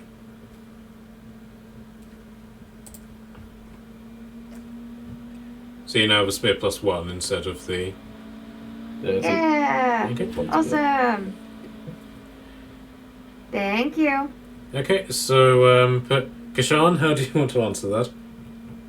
I mean, is there any way I can make it better? Like, because obviously it's already using the metal shards that I am currently sort of using to improve. Don't the weapon. worry, it's good. Pat on the head. But you don't know of any sort of like smithing way that you can make it better, because this the spear has been made by elven smiths, and you don't understand the science behind it. But you are aware that you obviously are a runesmith, so you know about runic magic. So but you are aware that there is a way that she could do something similar. If she was able to get hold of a fire rune, you would be able to imbue it into the spear. Okay. We don't have a fire rune right now. Yes, unfortunately. if she was able to, if she was able to just simply find one, she could bring it to you in the same way that somebody would go to like an artificer. I mean, I will tell her that I can't do anything more for the spear, but I could definitely take a look at a mace with what's left over. Because how much did we say it was to make the armor again? Was it 20 bits of? I honestly can't remember, so I'll just say yes. Because I think we had like 70 odd in total, and then it was about 20 for the armor, and then it was another like sort of 15 or something for the spear because we made it purely out of the metal. Sounds about right. Yeah, I'll say yes. We'll listen back. That'll be completely wrong, and we'll just be we'll just retcon it. In the future, I can just imagine be like, well, actually, in episode something, you said this. I have proof. Yeah, so I mean, I could look at making the like using a couple of the metal shards to make the pointier bits on the mace a little bit more pointy.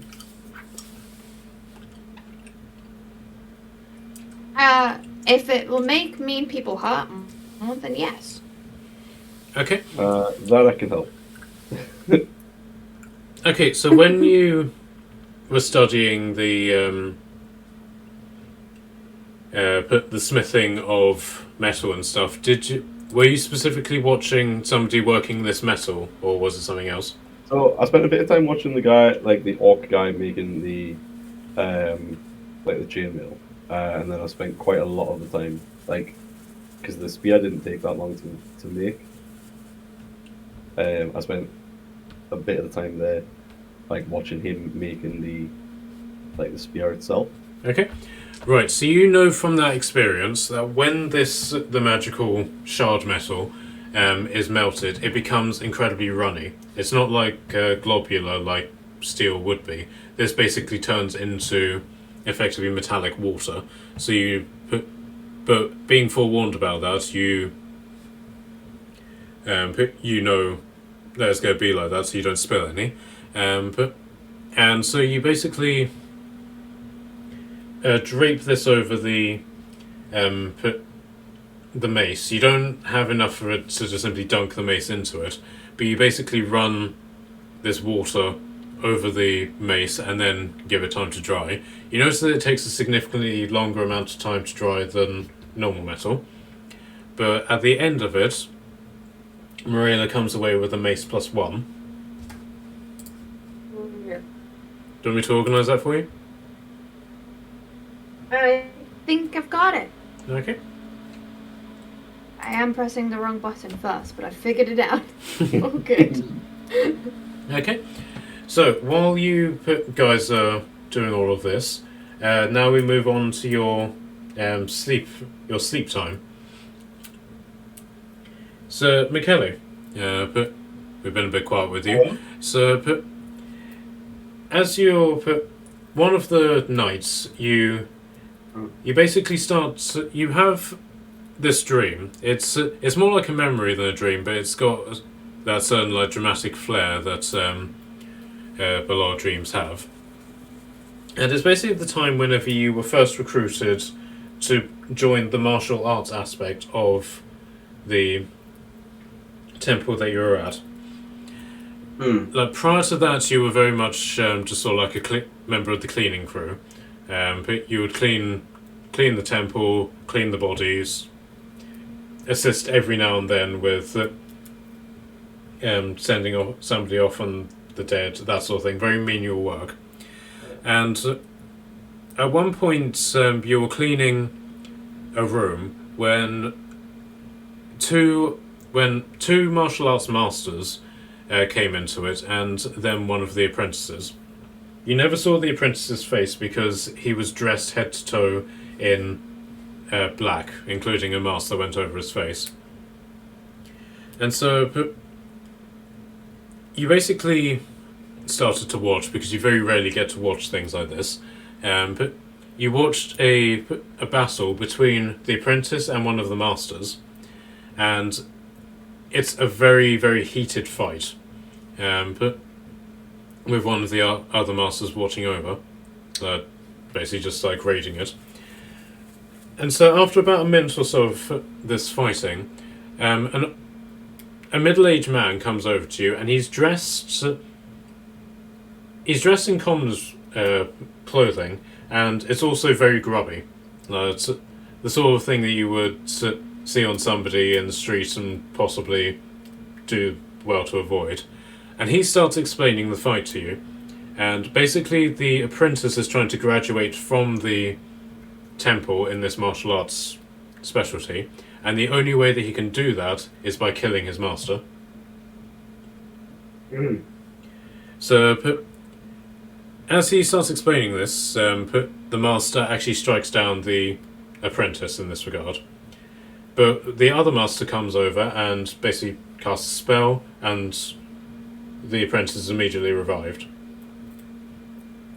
And this goes on for say about 20 minutes. It's fast forwarded in your dream, but eventually the apprentice is able to eventually strike down his master. The master is revived. They both sort of like hug it out and celebrate, and they all go off. Your initial response to this had been quite negative, because you weren't quite aware. You had always thought about death as something like in terms of dignity, something to be respected, whereas these guys seem to be just like fooling around with life and death. And but then as the apprentice and the master sort of turn to leave, they notice the person that you're talking to, and they both like bow very deeply to this person, and he bows back, which then prompts you to ask the person who he is, and it turns out that this is the Grand Master of the martial arts school, the guy you told me about, Master Guru. Yes. And that is whenever he himself invited you to join the martial arts guild of the temple.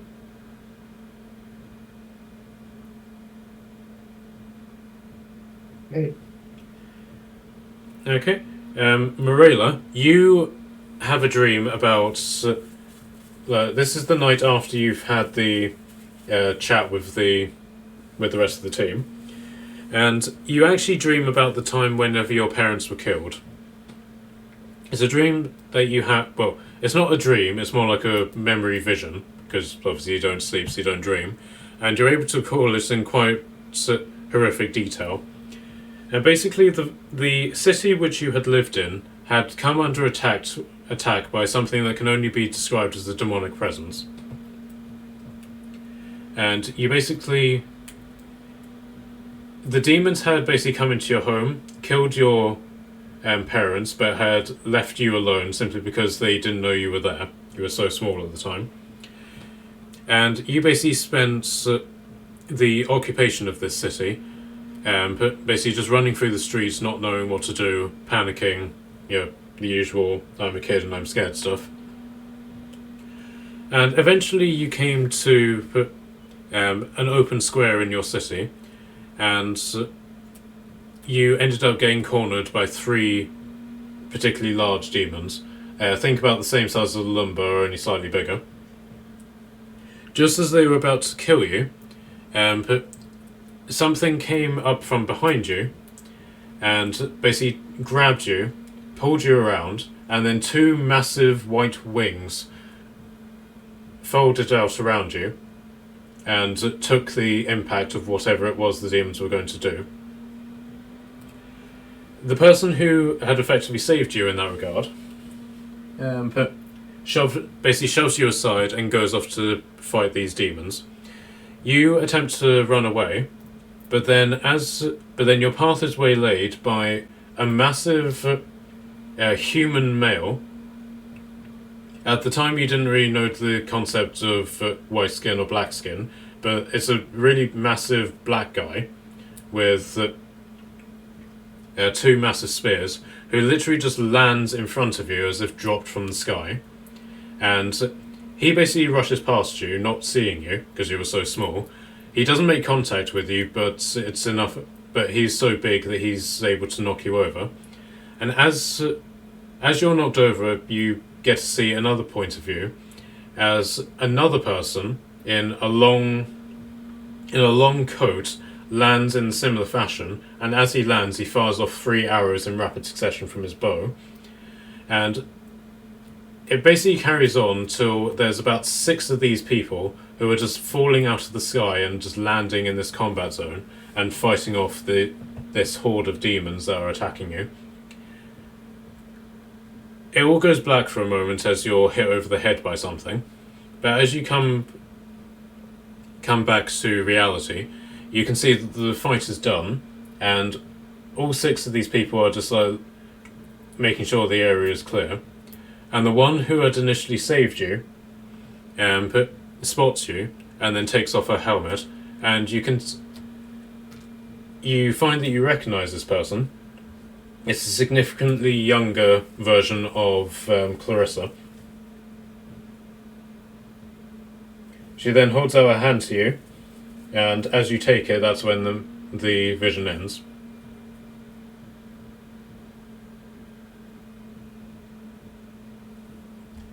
Okay. Okay, and that's where I think we'll end this for tonight. Yeah, that seems Oh like my god. a Okay.